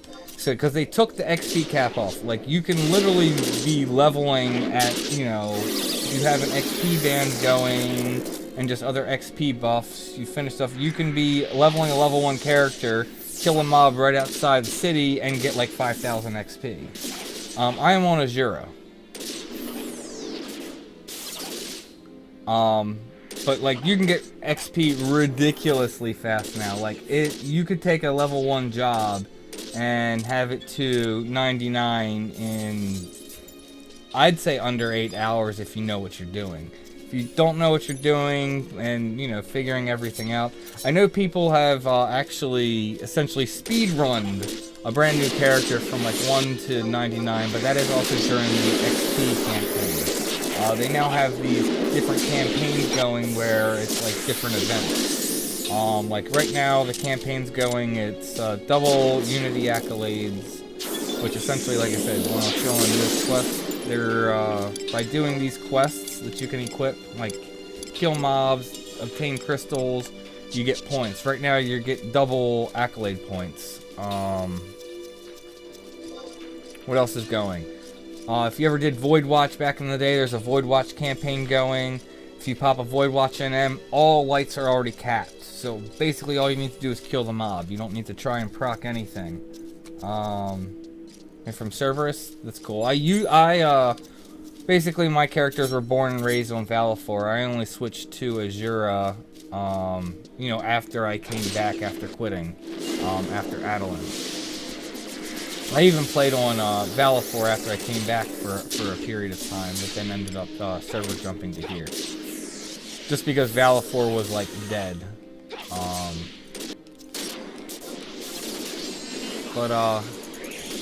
Yeah, I mean, I'd like to, honestly, I talk about this, haven't really done any research.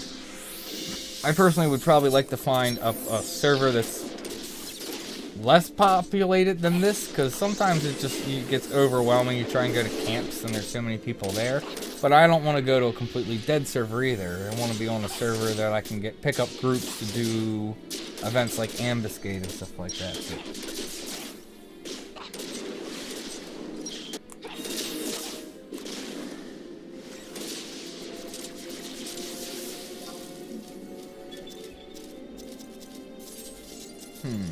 10 o'clock.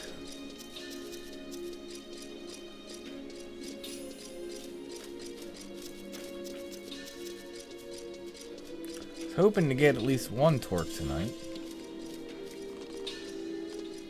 Well, actually, I wasn't even planning on doing torques, but once I started farming, I was hoping to get at least one. Although we have killed him twice, so that's not horrible.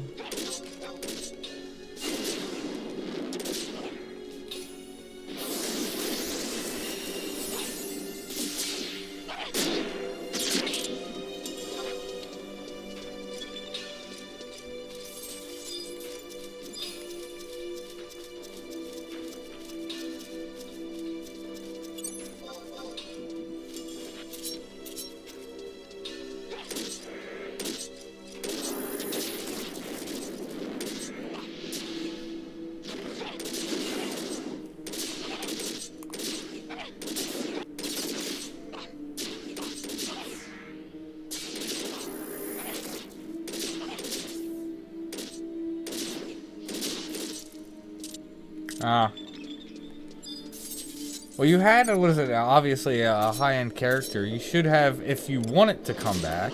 I mean, obviously, you know, you gotta make that decision if you did. It's only on PC now, but you can download it off, play on, I think was it POL.com? I don't know, I could look it up.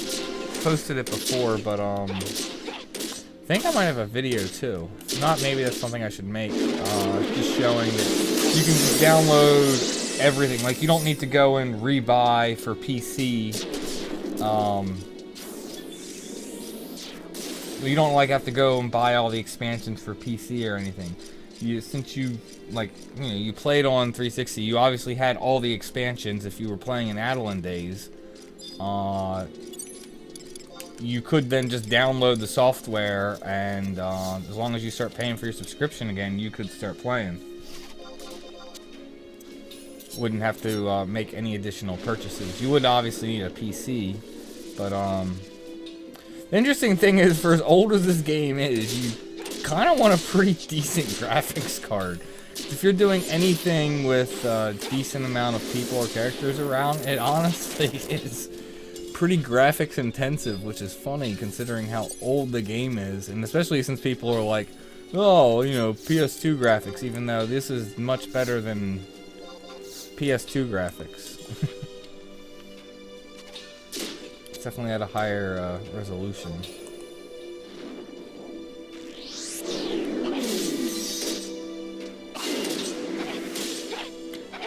See, I got it on 360. I played on PS2 for most of my like early days of 11. It was on PS2. I actually was at 11 was my first 360 game when I bought a 360. Because I bought it, I was like, oh, they have 11 out for it. Could get what I was thinking was essentially like a performance upgrade. And I was like, plus I liked the Halo games. I knew Halo 3 was going to be coming out, so it wasn't out when I bought it, but so what is it? So I bought a 360 and got 11, and I don't know what was going on, and I know they eventually fixed it, but there was all kinds of like graphics and color issues when I was playing on 360 when I first started playing it. And I know they were reporting that, and so then I ended up switching back to PS2. Then I heard they fixed it, and I just never went back and never tried 360 again, so. And then I eventually got a PC, and then just started playing on PC, but I just hooked the PS controller, and like you can see, I literally have a PS2 controller right now, and that's what I play with, even though I'm playing on PC. Just simulate it like it's on PS2. Oh, I definitely know you could set it higher. But I mean, the graphics are, like I said, I think it's good enough. I care more about gameplay. Like, I have no problem sitting down and playing, you know, old school NES games, and I still get enjoyment out of that. Gameplay is really, for me, is the number one thing that I want in my video games. If you don't have good gameplay, I don't care if it's got a good story, you know, good graphics, good music. If you don't have good gameplay, you're not going to keep my interest in the game. You can have the best graphics in the world. You're not going to hold my interest if your gameplay's trash. I will take gameplay over graphics any day. Obviously, of course, good graphics and, you know, having stuff that's pleasing to look at definitely is a plus. But, for me, that always takes a backseat to gameplay. No, I'm pretty sure my computer, the computer that I have, it's an i5, and I believe I have 16 gigs of RAM in there. Like RAM and processor, and it's like an i5, I don't remember which generation, but I want to say it's like a 3.8 gigahertz. I know, like, nowadays you can get, like, ridiculously higher than that, but, I mean, like, this was a top-end computer, I'd say, about 3 or 4 years ago. Now, the graphics card in it is not a gaming graphic card. Like, this is a small form factor PC. And I've been saying for a while that's what I need to do. That'll probably be, actually I have a birthday coming up. I know I've said something nice. Another pop.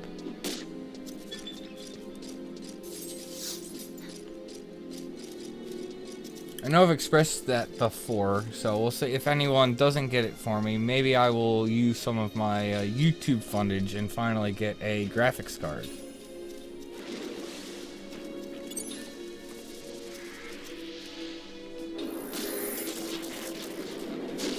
Because honestly, I know, like I said, the graphics card in it currently, it's not a gaming card at all. It's complete trash. The graphics card that's in it.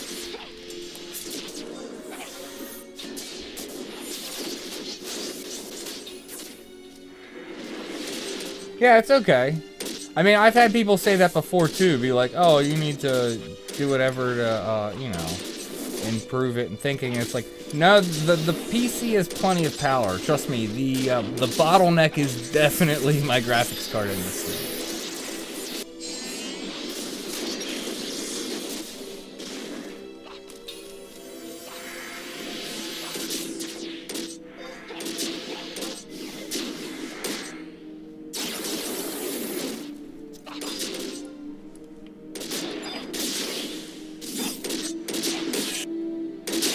The heck?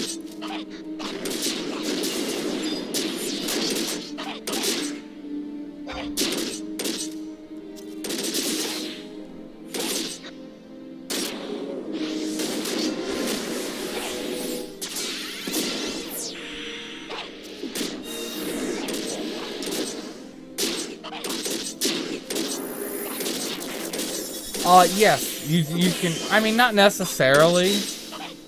I mean, yes, you can get like 5K or even potentially more than that just for walking out of town. You won't get that out of the box, because typically you have to do things, but they, basically, they removed the, XP cap, because I am sure you remember back in the day, you know, XP capped at like 200 XP unless you were over a certain level or you were getting an XP chain.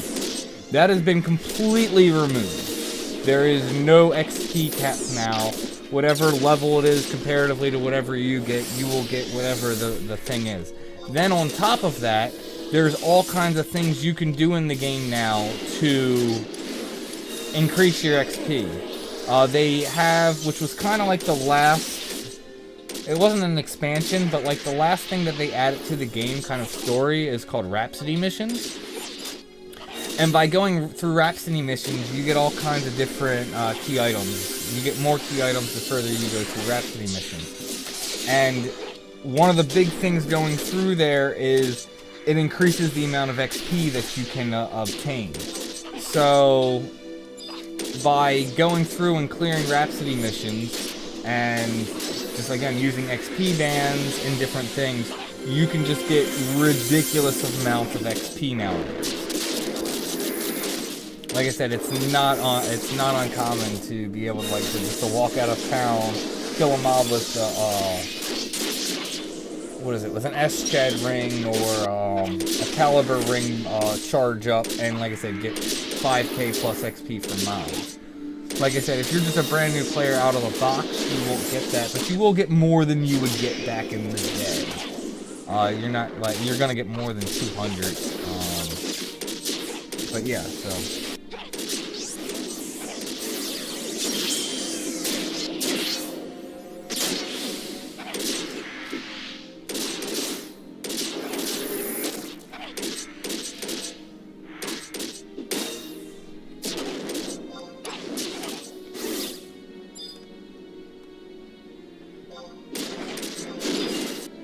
Busy chit-chatting. Let me at least get some more TH. Try and push it up some. You know what? I finally have the ads dead after Shantata was done like more than 50% of it. Let me wait for it. So hold on, so back to there. Was it? I didn't build those and take it from the shelf and give the guy money. And well, like, I've been doing IT for a long time, so I try and build my stuff unless I end up getting it, you know. I'll get, like, people's old equipment. I'll go fix something of theirs, and then they'll be like, oh, I have this old PC, do you want it? And, like, sure, take it in parts and put together. Like, I've been doing IT now for, I don't know, 16 or 17 years, so, you know, getting hardware and stuff, I have a decent amount of it, but most of it's typically a couple years old. I typically don't, you know, I don't stay up on having the latest and greatest PC stuff. Like, that's too much. It takes a part-time job, and takes a part-time job just in terms of time, and then takes a full-time job in terms of money to pay for it. But, you know, I typically just buy what I need and just try and use what I have in supplies. Yeah, I like the Bissy, and I didn't mind parties, But the thing is, if you were doing Abyssia and I was in like an 18-person party, I would typically go and be trying to solo my own mob. I'd try and divert from the group, but be close enough to get XP. Typically for like worm camps in Lethane, was always trying to go kill my own mob. If people jumped on my mob after I was on it, whatever, but I would always try and just, you know, have my own. And once you had like an Empyrean weapon, typically you get on your own and you kill it before anyone else came over anyway. But, yeah, the mob usually die before you cast anything as an 18, yeah. That is true, like I said, unless you made sure you were going off your own, but that's not always easy either. If you weren't at worm camping, you're on black mage.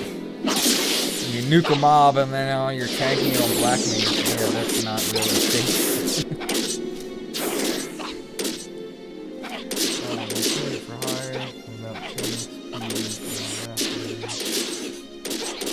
Alright, Nemesis. Yeah, have a good night and thanks for the sub.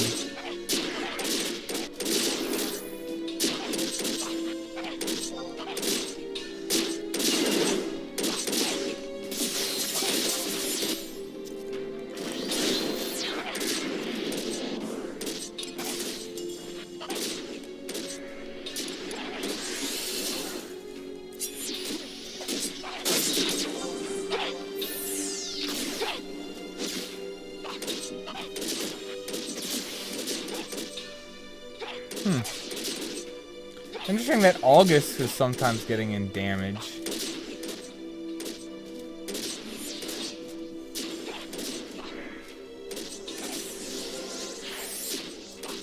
I mean, I'm trying to think. Buggards was one camp that did. That was in,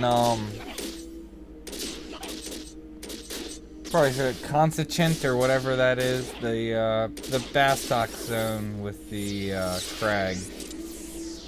Yeah, we killed Buggards there. I did that camp a few times, but not a ton. Did we get it? Did we get it? That was one. Lethane, either frogs. But sometimes people struggle with frogs, just even though they never do a TP move. Just the fact that they were extremely slippery, just high evasion. But that was that. So did that in Lethane, did worms in Lethane. What was other camps? Buggards actually, yeah, in, I think it was Miserix?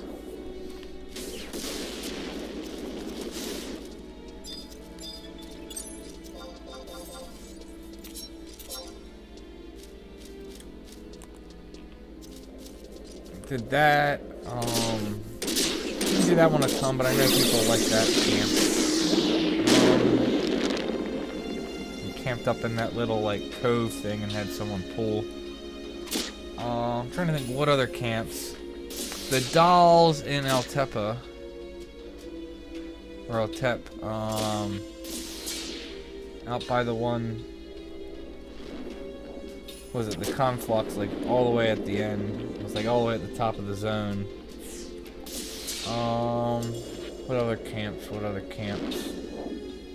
I did crabs a couple times in Grauberg, but not too much, and I wasn't really a huge fan of that camp.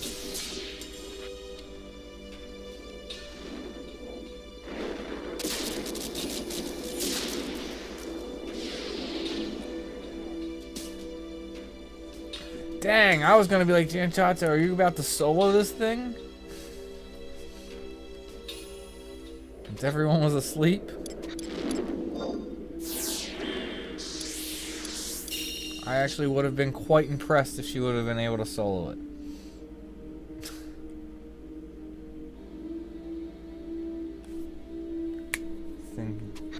Yeah, the dolls, that was a good camp. The other thing about that is because that was Hero Zone. By the time that came out, you could do the domain ops, which was bonus XP. Plus, you could occasionally get seals. I think you could get like one seal a day, but it was a random seal. There was also one up in the range. I'm trying to remember what that was. I think it was buffaloes. I think we camped buffaloes up in the range.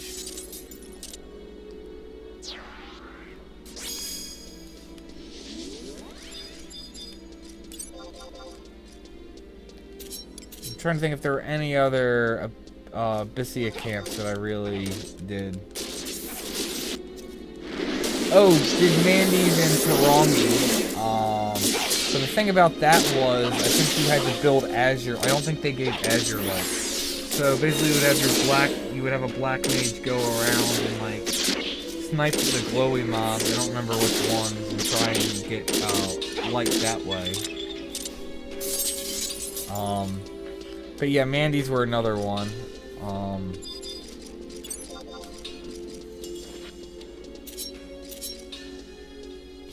And there's all kinds of stuff that, yeah, you could cleave. I know in Tarongi, we would typically pull and cleave the scorpions, but that was more for gold box farming.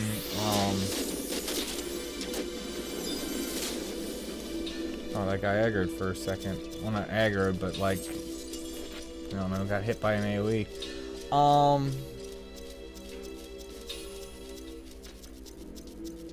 Yeah, what was I, yeah, we used to, cleave scorpions for, gold box farming for, you know, trying to do Glavoid and Chloris when we were working on Empyreans.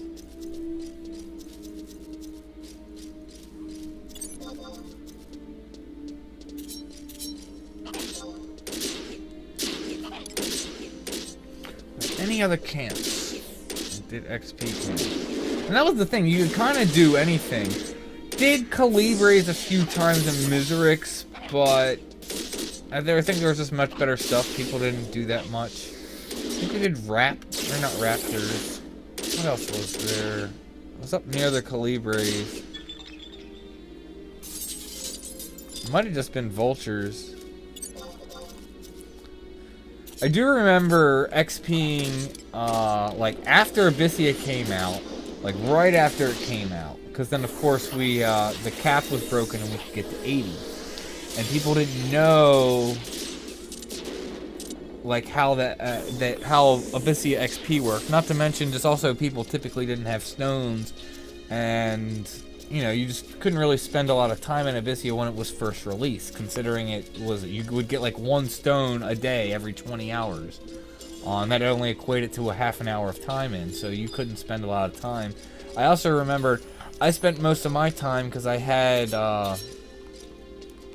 because Ninja was like my favorite, kind of my main job.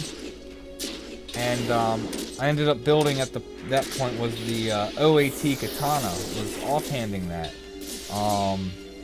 And what is it? I think it's like Marvin, it's like, basically, it was the Rabbit NM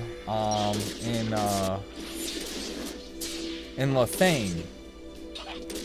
And basically, you needed, I can't even remember, but you needed the item from him. You needed like 20 of them or something to upgrade it. So obviously when it was first released, we didn't know anything. I was spending all my stones going in, soloing it on Red Mage to get the drop so I could upgrade my katana. And it would take me like, because we also didn't have Atmos and stuff at that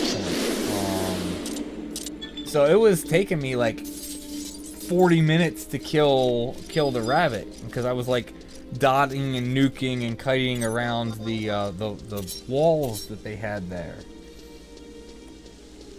Yeah, exactly. Have billions of stones now. So I remember, like, for a while I couldn't even really enter Abyssia because I was spending all my time doing that, trying to get him so I could upgrade the katana. A couple times I would time out too. I'd have it for like 20% timeout, and it's like, ah. I remember there was like one time I was like gonna time out, and I asked, and I had a friend go in and like help kill it. So they're burning their time to try and help me.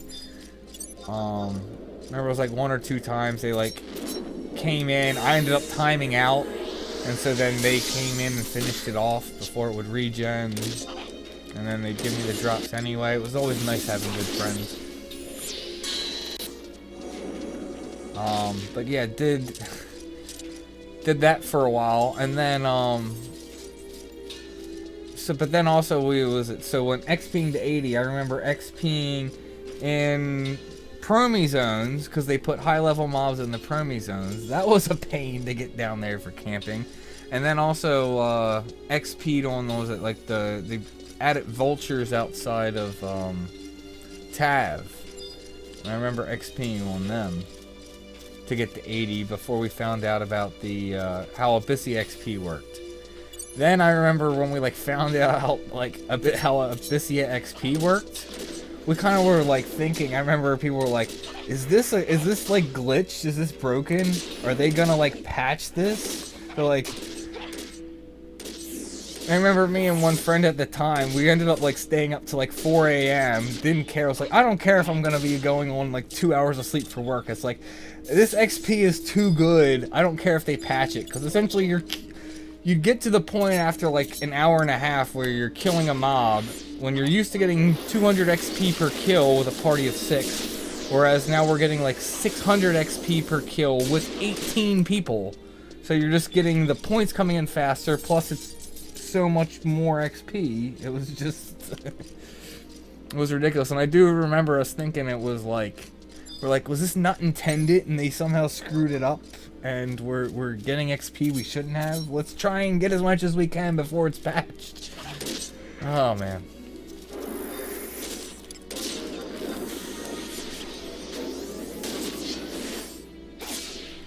And I remember finding out how how you could crewer farm, where you would like, if you alternate different, as long as you're killing a different mob type, it would build your crewer chain, and you could get ridiculous amounts of crewer.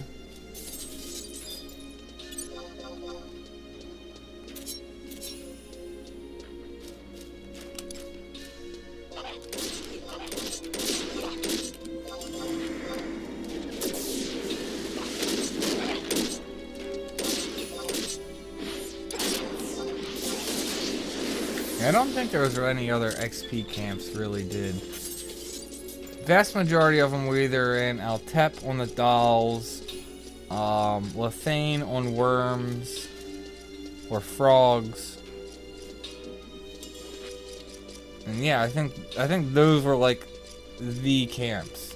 Oh, probably buffaloes after those would be next, but then yeah, the other ones I just maybe only did a handful of times. But yeah, those were most of the camps hit.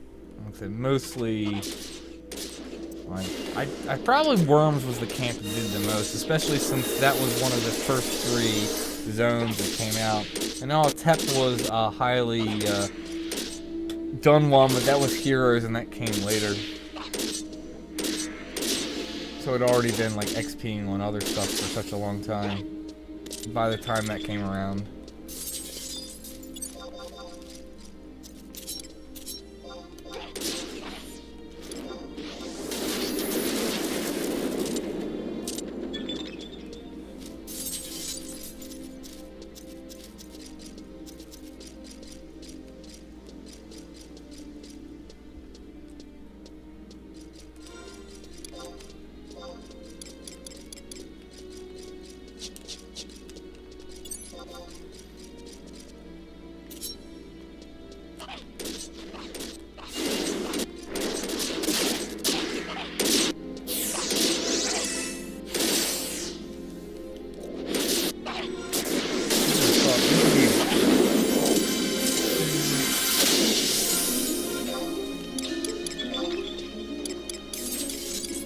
I should have set this before. I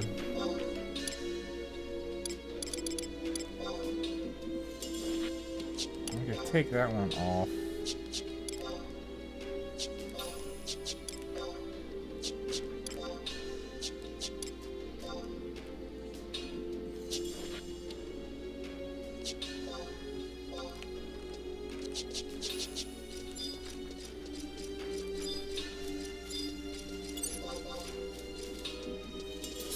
Yeah, I should have had that set a while ago. Because that would have been getting me some accolades.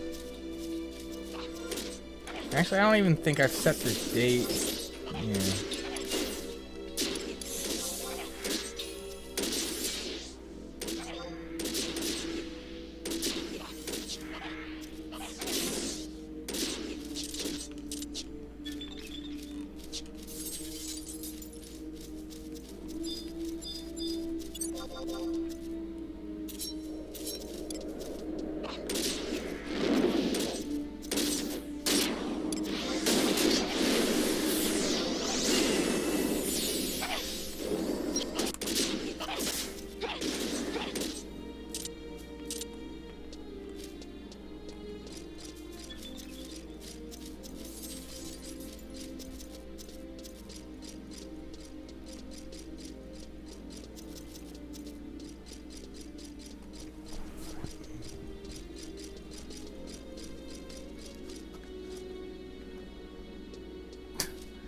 Really? Trust run in front of me and just slow me down.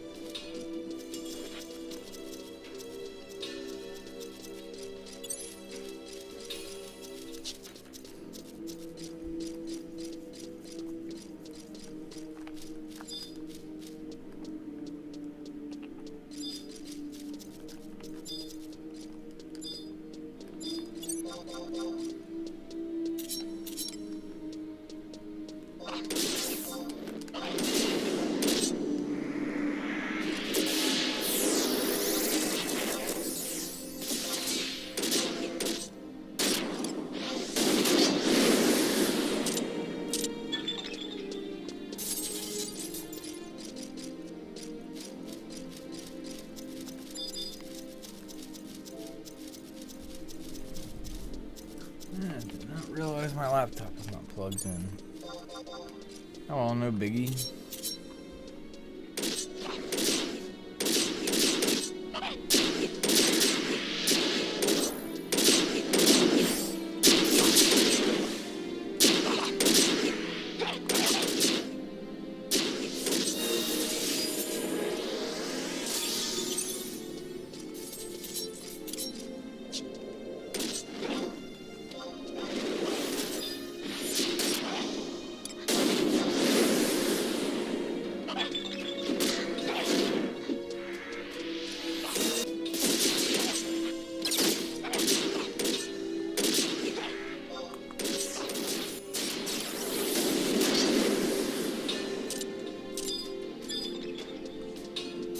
Oh, I've wanted to make a video for it, but I haven't gotten, like, yeah, Escha ore.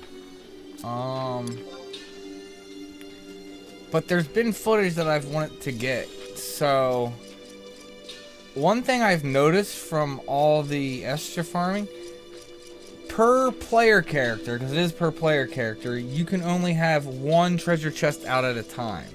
So, say I kill a mob and it drops a blue chest, which means it's going to be temp items. And then I just say, oh, it's temp items, I don't care about that, I just leave it on the ground. Then there is no possible way... Did I aggro? Yes, I did. Okay. If I do that, then there is no possible way to get a brown chest, or a gold chest, or even another blue chest, until that one blue chest depops. Now again, if you're in a party with 3 people, you could potentially then have 3 chests, one for each person. But I know, like, in, like, Abyssia, if it's a chest you don't care about, you just leave it on the ground, don't even check it, it's not worth your time. But since you can only get, you know, one chest, you typically, even if it's like a blue chest and you don't need temp items, if you're farming, you really do ideally want to despawn the chest so you can continually get more chests. Especially like a perfect example there, I just got an Escha ore. That is like, I don't even know, let's see how much. I've seen them go for as much as like 600k. I don't think it is this point, I think it's 300k, but still. I'm out here farming torques, and I just essentially got a free 300k, if that's how much it is. And I will sell them.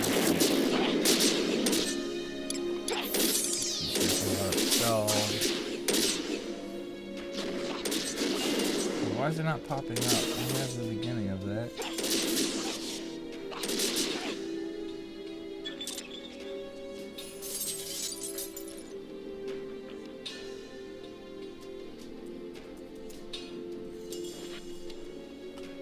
I guess maybe does it say it's like a chunk? Yeah, I'm not typing in chunk. No, actually it is. On Azure right now, it is 600k, so I got 600k. So say I would have gotten the brown chest,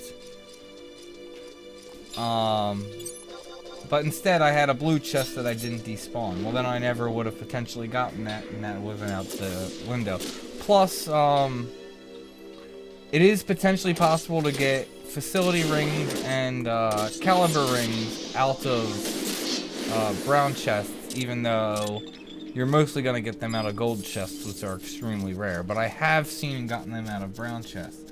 I've wanted to get footage of that before making the video, but every time I get them, I'm not like recording, and I haven't seen it happen in a long time.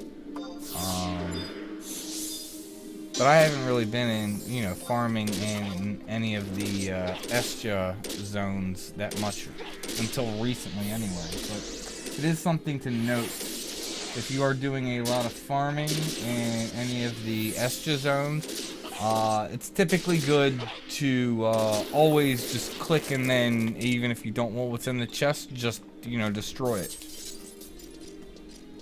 Just so, like I said, you always have the potential of getting those XP rings, or in that case, or even other items.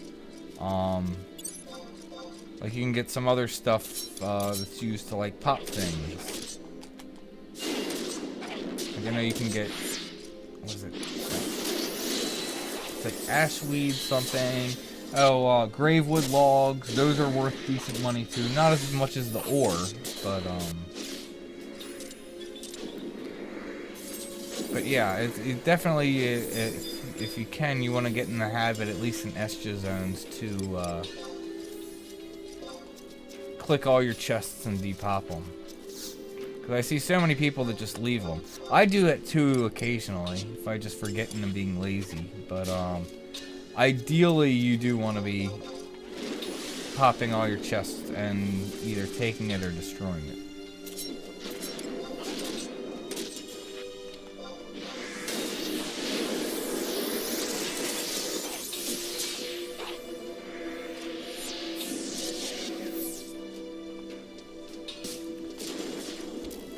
I feel like it's not popping. I mean, could obviously random's random, but I feel like the blessing might be off.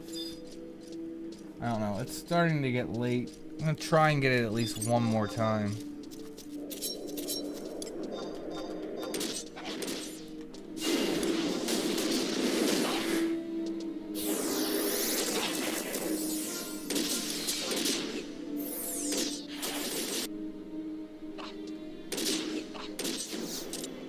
Nice.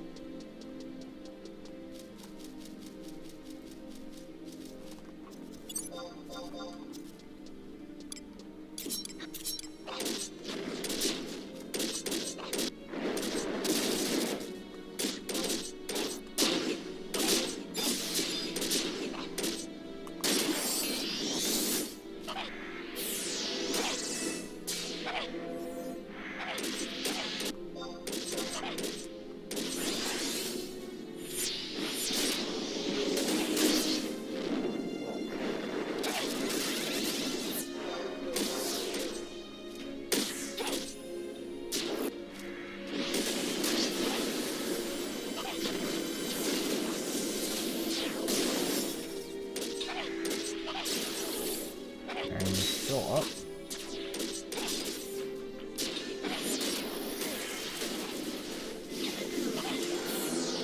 Nice, so TH10 already go. Why are you still up?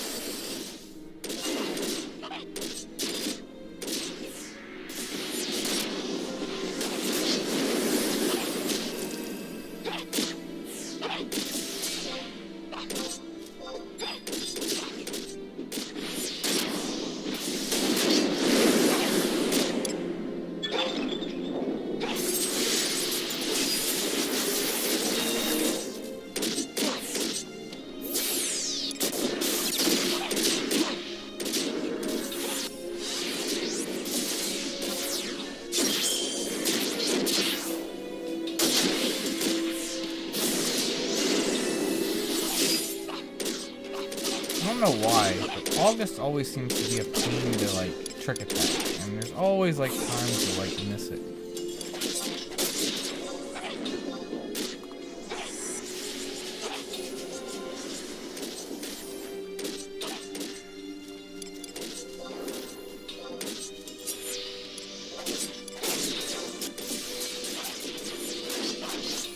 I should be getting the 2K TP before it scales better. Like 2K is the sweet spot for it. 3K, it doesn't scale as well to 3K. 2K, yeah.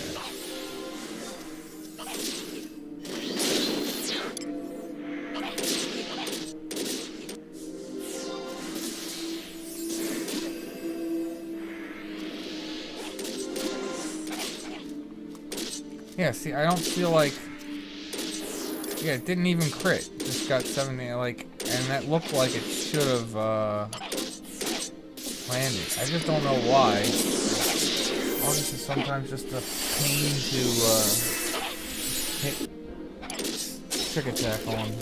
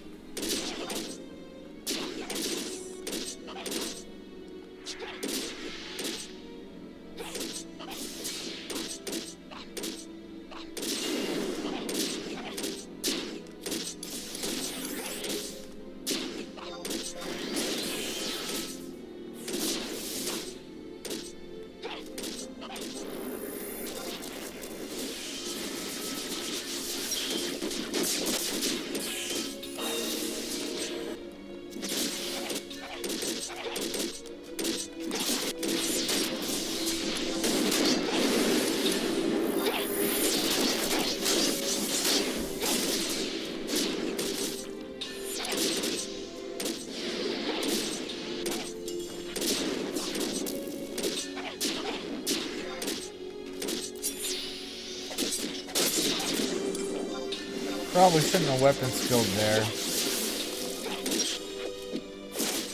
We'll let Shantata continue to magic burst that darkness instead of screwing up her magic burst.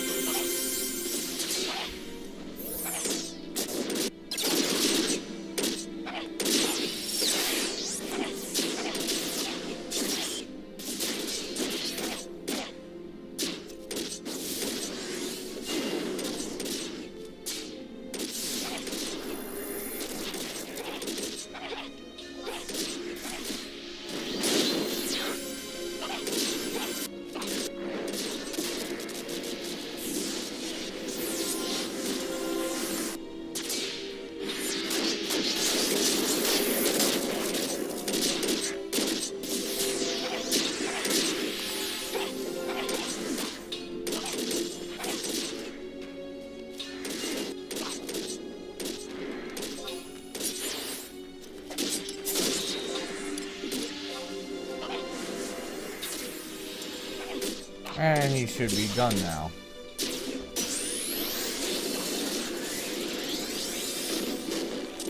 Perfect time to leave too, because apparently I have like a full inventory on this. Yes! Yes!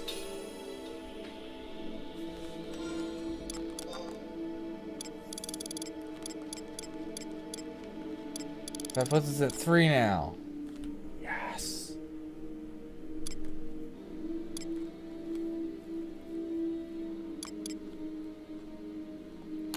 Awesome. 3 down, 4 to go. So what is it? It's justice, faith, love, and and temperance. Temp's pretty easy though. He typically pops relatively easy for some reason. Also, all the pots are like low level. The only annoying thing about him is, you know, you can only damage him with the one type.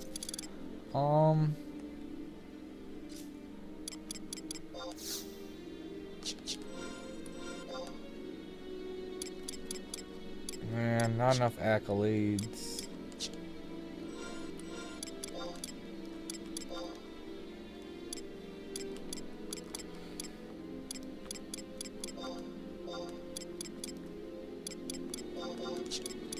Might as well set this stuff.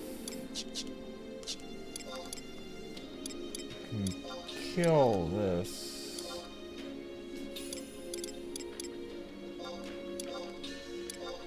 So I might as well set this stuff, and then hopefully can take some time and clear it out tomorrow. I'm gonna do 2 more quick things before I head out. Well, maybe. What? Set the objective.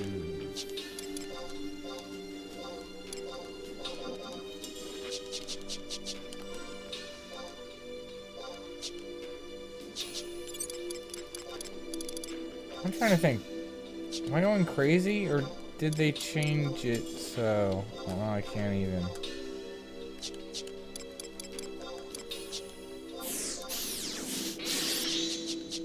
I was always no, and you'd have to click yes. Did they change that? And I know there was a recent update. I don't think that would have been something they changed. Yeah, but like I said, justice. I'm kind of worried about justice. I'm sure I could take it on my war. But obviously I wouldn't have treasure hunter. So I'll have to see how I can how the ads are. As long as you can one-shot the ads with a weapon skill, justice is a joke. The ads are really what get annoying, and obviously you want to tank on it because I believe justice can charm, and obviously he can't charm a tank. Or I mean, he can't charm a tank. Yeah, no. He can't charm a trust. Which is why you want a trust tank. He can't charm a tank, yeah. You hope he can't charm your tank. Have that charm resist gear.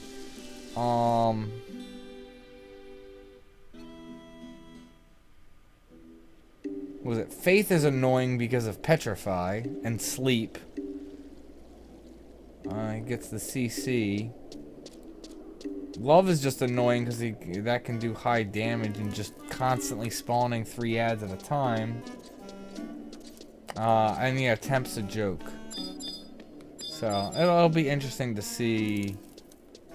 Like I'm sure I can take faith on my thief, but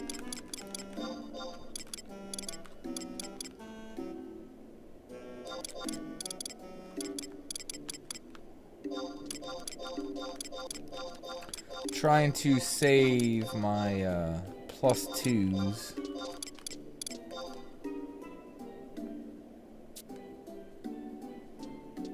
Nice. So I probably wasted a few of those, but they're just the regular elixirs. Don't really care. Nice.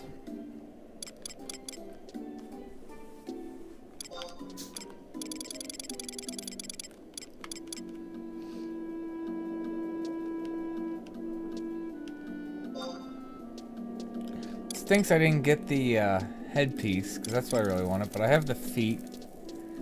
I gotta find where that abjuration is. I have it around somewhere. But alright, let's see. Depending on if the zone is packed or not, I might go and try and get one of them real quick before calling it a night.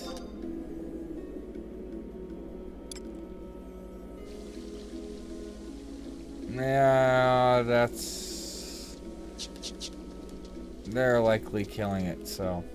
I have been in my free time, especially because I'm just focusing on it, to get the fragments, the Sisyphus fragments. I need to do anything off there. I don't have money to buy any more curse gear anyway. Yeah, for Almace, I've been getting, I think it's like Sisyphus. I don't even know what the heck, how you pronounce that, but basically would just camp the NM. If I kill it, go back and then send the fragment to my D box, and then go back out there, do something for 5 minutes till the window's up, and then yeah, do it again. At this point, I only really want 3 more, and then whenever I have all the procs, I'll do it on stream. Just doing all those pops for, you know, for Almace. Work that on for blue, so have a bunch of fragments stored up. I probably have enough now to finish what I would need for Almace, but I wouldn't mind getting extra just in case I get like screwed on and only get single drops. But any extra I get anyway, I can give to my main, because I want to, like I said it before, I want to build a bard and build harp. So it's fun. Like I really enjoyed it. Enjoy it now with all the changes they had, and like I said before, what was really the biggest turnoff with the game, and I think for a lot of people too, was with Abyssea, which is when they started the vertical progression. I personally enjoyed Abyssea. I thought it was a nice change from you needing to have very large groups of people, like 18 people, to do content. That it was something that you could do with, you know, like 3 to 4 people. You could do most of the content in Abyssea, so it allowed you to do things in lower numbers, which I really enjoyed. But I understand why people didn't like it, because again, it switched the game to vertical progression. Then that's why I quit when Adeline came out, because it was more vertical progression, and I was like, you're actually putting iron level gear in the game? I know that's going to make all my old gear relevant. Not really interested, and that's when I quit. But yeah, at this point, the game's not, you know, they are putting new stuff in, but it's like it was back in the day. The levels staying at now 119, it's basically horizontal progression, and they're putting new things in the game, adding new content still, but it's horizontal progression like it was back in the day. If you liked it back in the day, I believe most people would enjoy it now. There's definitely some changes, and there's a little bit of a learning curve, but I mean, that's how it always was, so... Yeah, that's what a lot of people say. The problem that I say with, like, legacy servers, while that would be cool, and the other thing is people ask, if they put out a legacy server, would I play on it? I would say yes, if I could somehow be like, look, this is what I had. You know, if somehow you could take, like, a record and at least see. Like, I don't necessarily even need all the equipment. But I don't know if I want to literally take the time it took to get to 75 back in the day, where it was like, it took, like, for your first job, you know, 2-3 months to get your first, and that was with if you were putting in a decent bit of grinding. I don't have that time in my life anymore to invest that much to do that. So while I wouldn't have a problem with, say, leveling a few jobs, I wouldn't want to start over completely from scratch if they started a legacy server. And I think that's the biggest problem, is the game now is a lot like it was back in 75 days. It's just obviously it's a higher tier, but things don't take as long as they used to. if they created a legacy server, everything's going to take so much longer. And I think some people would enjoy that. I think that's one of the reasons why NAS is so popular as it is, and a lot of people say you should check it out, even though I personally think that it's garbage. But, I mean, like, I see the point in a legacy server, but like I said, my problem would be is I don't have the time in my life to invest in that like I did back when, you know, I was in my, you know, teens and 20s when I was playing the game. So, yep. So, it's called Nasame as a server. I don't like giving it. I call it NAS for short, or at least that's when I've started doing that now, or as of tonight, because I don't want to give any credit to the server, because like my perfect example for it is a free Final Fantasy XI server where basically they have taken the client side of the software and they've created a server. There's a whole project, it's called Darkstar Project, and there's actually a bunch of different Final Fantasy free servers, but like they all, like a lot of them are all kind of doing their own different thing, because you know, it's basically you can download it, set up your own server, and then you can configure the game kind of for how you want. There's some things that they don't know because we don't have the server side code, like a lot of pet stuff's broken as an example. But it is a free server, but I will give you my warning. I mean, obviously you're free to check it out. I'm not gonna dissuade anyone from checking it out, but NAS is a free server, and when it's free, it's like really free, and I don't mean that it's like I don't mean it's no cost. I mean it's free, like, oh, here's a free my old broken couch that I no longer want, that could recline, that no longer reclines, and the dog peed on it, but you don't know that and whatever, and I have it sitting out on my front lawn saying, you know, free for anyone to take. That's how I feel the server is. So I mean, check it out at your own risk if you want. I highly recommend you don't, but again, it doesn't cost you anything, so I mean, there's no loss in that. But I mean, like I said, I played on it for a while, and when you first start playing on it, you're like, oh, okay, this is kind of cool. But then the more you play, and just how there's a lot of things broken, and there's different, like, they make changes, and yeah, like, there's something called a chocobo stable. That's the other thing. Like, the people on the server like to be like, oh, we like it old school and we like it hard.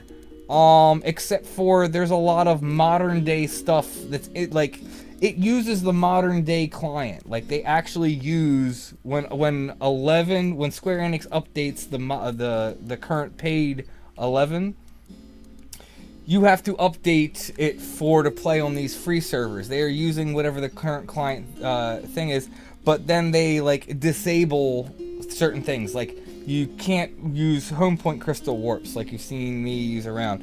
Yet they've, like I said, on NAS they have this thing called the Chocobo circuit or whatever, and they basically use that so you can warp around the three main cities. But it's like, you didn't have that back in the day. They try and be like, oh, well, it's a, you know, apparently the airships are somehow broken, so you can't use airships.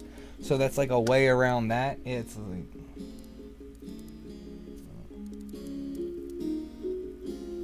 yeah, you can solo, I mean, you can't solo everything, but, you could definitely come back nowadays on the actual real game, and you could easily, by yourself, with no friends, no help, you can, yes, solo all the way to 99, you can solo even getting 119 gear, you could, you know, solo even, like, working your way up. It would be kind of hard and rough, but you could solo working your way up, doing, like, you know, Escha NMs, like, I mean, you saw I soloed NMs today. You can definitely solo getting relics, mythics, and Empyreans. Aeonics, they are not soloable. Content that's not really soloable. You can solo Omen if you're card farming. I even think certain jobs it's possible to solo some of the Omen bosses, not all, but that is extremely hard.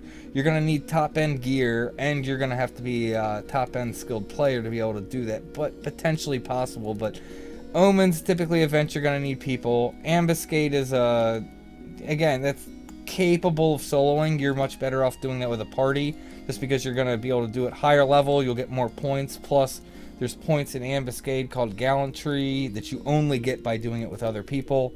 So that's additional points to buy equipment and items. The new Dynamis that's released, you need 3 people just to enter it. But yeah, that's definitely not soloable. You definitely need to do that with groups. I'm trying to think what other stuff is you need. Delve is soloable, but you need 3 people to enter it. But it's definitely, you can do all of Delve soloable. So I'm trying to think what else. Like, yeah, the higher tier Escha and Reginima NMs you need to do. You're not going to be soloing Kieran. You're not going to be soloing Warder of Courage. You're not going to be soloing any of the tier 4s. Everything else you could potentially solo, but again, you're going to have to be top end gear, top end skill to be able to do that. But oh, you can totally finish Mythic or Empyrean solo. You could easily do that nowadays. And Relics too, like Relics, Mythics, Empyreans, all of those you can totally do solo. There's definitely going to be a lot of grinding, but all of it you could do solo. You would never have to join any party to be able to complete any of those. I have guides for some of them. I haven't made a guide yet for Empyrean because the plan was I'm going to be making a guide out of the video content that I'm going to be doing to make All Mace with Caulifla. So I'm going to be recording that and making that into a guide. I have some stuff for guides for Mythic, but I'm planning on making a Mythic on her. I plan on getting much more extensive once I get into that. I've already made a guide on making relics for this, for her. They're on my channel, so you can go look, but yeah. Yeah, you can definitely solo your gear to endgame. My suggestion would be to get to 99, buy your Sparks gear. After you have your Sparks gear, I would recommend going and doing Alluvian Skirmish. And then after doing that, and if you're doing it solo, you could do Ambuscade, but I don't really recommend doing Ambuscade solo. But once you have Alluvian Skirmish gear, you could get in a low tier Ambuscade group and then get Ambuscade gear with that. And then with Ambuscade gear, you would be good enough to, you know, you could easily go get really good CP. So you're getting job points for your job. Speaking of job points,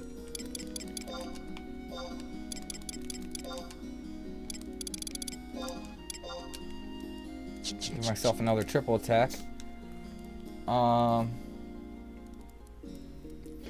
Yeah, I mean, you can solo Ambuscade, but that's going to be a freaking grind. And if you're on a popular server, you're going to end up getting some people upset just because then you're going to be clogging up the queue. The only time I solo Ambuscade is I'll do it once a week if I didn't happen to do it during the week just for the seal. Because there's a record of eminence. And I haven't done it this week either. But yeah, the seal right here. Because the seal, basically you pop the seal, it lasts 72 hours. And then on your next Ambuscade win, it'll triple your points. But typically you want to save your seals for higher difficulties. Because obviously getting more points, you're going to get even more points because it triples your points for doing it higher difficulty. So you want to save them for, you know, when you're doing higher tier runs. But yeah, so I mean, you can definitely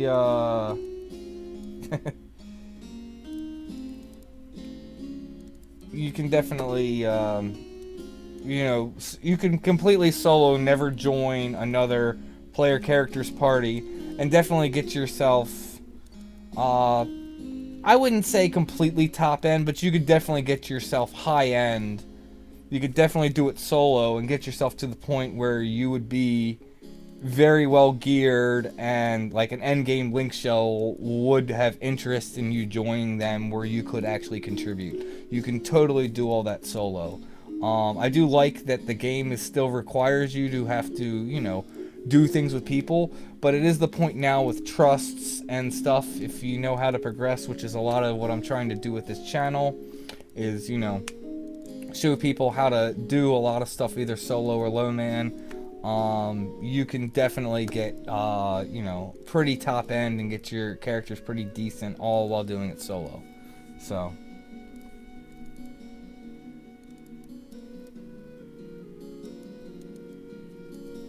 Yeah, that's the thing. I quit before Adeline came out, but yeah, Geo's a really strong job.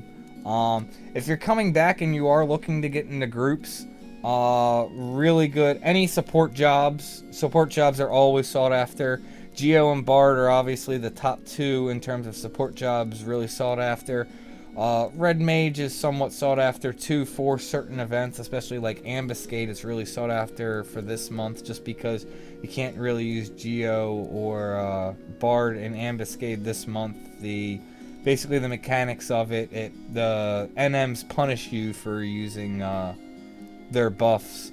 Corsairs really sought after because they kind of can buff. Plus Corsair can also do just ridiculous damage, both physical and magical damage. Tanks are always sought after. Paladin and Rune Fencer are like the two main tanks. Ninja and War can definitely tank, but typically the meta is not to have them tank. People don't like them, but they totally can if you gear them and use them right. But yeah, like Paladin and Rune Fencer are always sought after. Yeah, Core, Geo, and Bard are always sought after, and of course White Mage is sought after. Scholars are sought after too, but not as much. But Scholars can fill the role of both nuker and healer. Like Black Mages are used, but they're more of a niche type thing. They're used only for specific events. But Black Mages are wanted for some things. Summoners are always wanted just for high-end content, just because the new 2 hour, well, I say 2 hour, if for anyone who's not aware, all 2 hour abilities from back in the day have now been reduced to 1 hour. Plus, if you're master, like you max out your job points, the final thing for getting all your job points maxed up is it drops it so it's 45 minutes. So essentially you can use your 2 hour every 45 minutes. I'll get into your question about server recommendations in a second.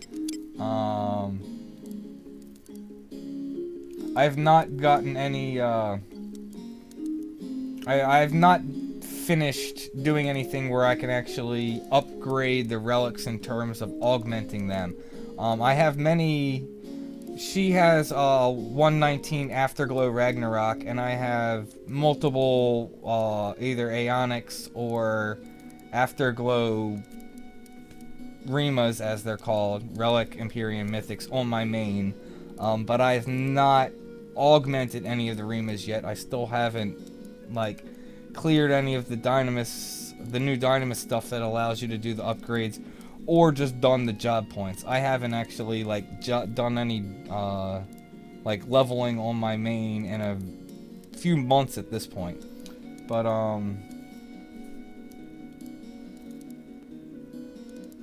but yes, Summoners, newest, and all jobs now have essentially 2 hours once you get to, like, level 95 or whatever.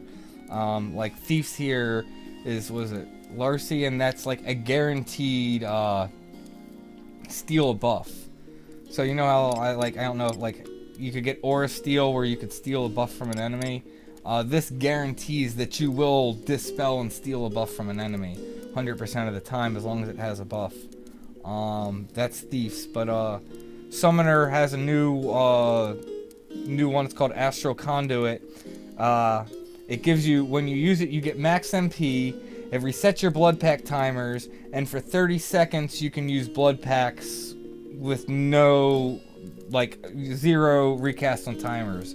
So essentially, summoners are typically used for zerging high level stuff. You'll get multiple summoners, typically Nirvana summoners, since Nirvana pushes your avatar level up, and you just go in and literally just zerg blood pack to do massive damage to mobs. That typically gets abused to kill mobs, just as an example, but yep. So summoners are used for that. So summoners are highly sought after for, you know, killing high-end NMs. Not to mention, I've soloed or duoed every single Escha Zeta. Well, I can solo every single NM and Escha Zeta with either my ninja, my warrior, or my summoner, except for the pixies. Pixies I can do with a Geo. Can do the same thing in Escha Sky, except for not all the tier 3s. I can definitely Zerg packets solo. Duke I think it's Vesper, whatever, the giant gnat. I have soloed him, but he's really hard, and that's a gamble. He can definitely kill me on Summoner when I've done it, but I can definitely kill him every time duo. So can essentially do everything, and then all the other just, I guess at this point I'll just, and then Ryzen Jima can do all the tier 1, tier 2, or tier 3s, either solo or duo, and same thing for Sky. I can do everything in Sky, either solo or duo, except for Kieran and Warder of Courage, and then I can't do the tier 4s like duo for Ryzen Jima, but other than that, can do them all duo, which is pretty impressive, although it is using Summoner's 2 hour and abusing it, but still the fact can do it. But back to the one question, server recommendations. That's kind of tricky. So Asura would be a like most people are gonna say just go to Asura, just go to Asura. Reason is that it's by far the most populated server. So there are pluses and minuses to doing it. So basically, if you're asking for a recommendation, I'm gonna kind of give you the overlay, and then I would say you would have to decide on, what you wanna experience and deal with. So Asura has the most people. So considering it has the most people, it is the most easiest to get in pickup groups. So it's also would be easier to get in a shell because there's more people. But there's also more people, so if you go out and are doing content that people want to get done, like building Empyrean, you're gonna have competition. You're gonna have a lot more people in the way. There's also a lot more people, so there's also typically a lot more assholes, so to speak. So if you want to be able to just get in pickup groups, and you have a thick skin, you don't mind dealing with, assholes, you don't mind dealing with competition, then Asura might be, pretty good. If you want to be more by yourself, you want to do more soloing, there are plenty of servers out there that are kind of dead servers. There's obviously people out there. Even on dead servers, you could get done all content, but if you're on a dead server, you're gonna have to get in a link shell if you're trying to do high-end content and do endgame, like the endgame content where you need groups. Yeah, like the lines, that's the other thing. Like if you're on Asura, like the new month starts and the new ambuscade, I don't even bother trying to do ambuscade. You'll have 30-page waits. So essentially you'll have 30 different groups trying to do it and enter the zone. So you could literally be sitting in the zone for 20 minutes to an hour just waiting to do one run. Again, another negative for Asura. So like I said, personally I would like to move off of the server and move to I still want to be on a populated server. But not one that is this populated. I think I could be incorrect, but that would be Bahamut would be the next second most populated server. I don't have any reference or experience how that is there. So typically I would say which server you want to go to. I would essentially do some research a little bit about that, but I mean, that's the best information that I can give you about that. So you need to kind of know what type of play style and what you want to get into. Again, if you have a thick skin, don't mind dealing with competition, don't mind occasionally working around when there's going to be clogs during events and try and optimize to do it when, you'll have less weights. And you want to get in like a lot of pickup groups so you don't have to deal with stuff. Then Asura would be a good pick. If those aren't things that you like, then yeah, I would try and do research and move elsewhere.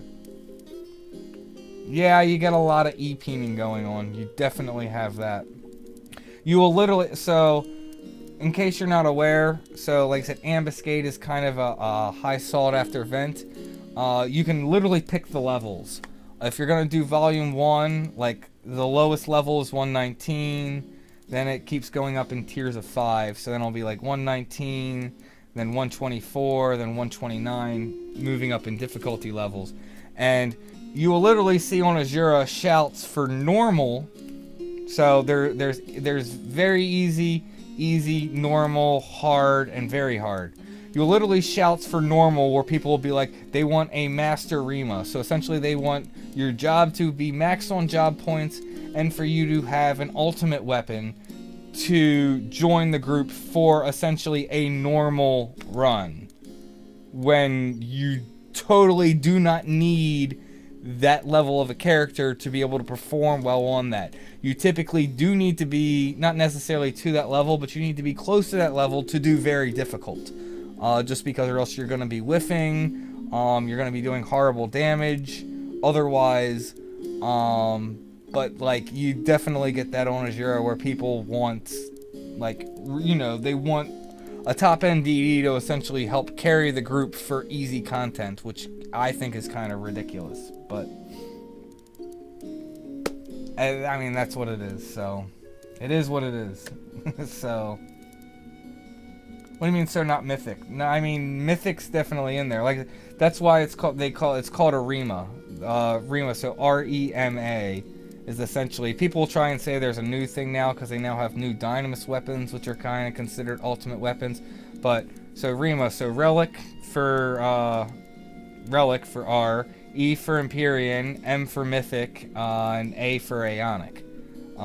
So they call them Rima jobs. So no, Mythics are definitely in the mix with all that, so. Yeah, and the thing is, yeah, Ambuscade, you can get all the items that are used for upgrading Rimas. Well, I would guess REMs, not Aeonics, because that's not how Aeonics are obtained. But yep, there's that. No, there's nothing to be sorry about. I mean, it wasn't just clarifying just so you're aware. But yes, that Mythics are definitely in the mix of ultimate weapons, and they definitely want Mythics. Like going back to Summoner. Typically people will shout, you'll see shouts on Asura all the time. They're doing Kieran, Warden of Courage. They want an Idris Geo, and they want Nirvana Summoners. And only them. If you don't have them, don't even bother sending them a tell, because they're just going to be like, no. So, yeah, there's definitely EP and Elitist going on, so it happens. But with that, I'm going to go ahead and call it a night. I have work tomorrow. Wow, I didn't even realize how late it was. But again, thank you everyone for tuning in. Thank you for supporting the channel. And as always, may you have success in all you do. Yeah, Monk did kind of get killed. There's actually another YouTuber who is, see, I kind of focus more on, you know, like soloing and helping returning players. I do stuff with party groups.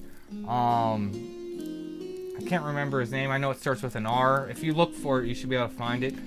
He has like a Monk guide, and he's actually shown that you can do really high-end stuff with Monk. But the main reason that Monk, it's not that it was killed. You know, back in the day, the big thing about Monk was that it was its attack speed. It would attack so, you know, very quick. The thing is, there's so much gear nowadays. Basically, any dual-wielding job can essentially hit at the speed that Monk's hitting. It's not hard to hit. So basically, you know, the thing that Monk shined at, other jobs can now do it, and Monk hasn't really had anything new given to it that helps kind of put it in its own area to make it shine on its own. Is kind of the problem. So it's like, other jobs have their areas where they can shine on their own, and they can do what Monk used to be able to only do, is kind of the problem. So Monk is still useful, but it's just no one really wants it, because they're like, I'd rather have a job that can do what Monk used to be good at and always want it for, and do these other things. So that's kind of what happened. Yeah, it's something like that, you know, like Ryu, or, alright, wait, I don't know. But yeah, he He's actually does some really good guides. He posts, like I said, he does mostly just like high-end type content though. But he definitely posts really good guides. He always gives really good strategies, and he always goes really in depth. But yeah, so there's a little plug for his channel. But yep, guys, I'm gonna wrap it up now. So again, may you have success in all you do.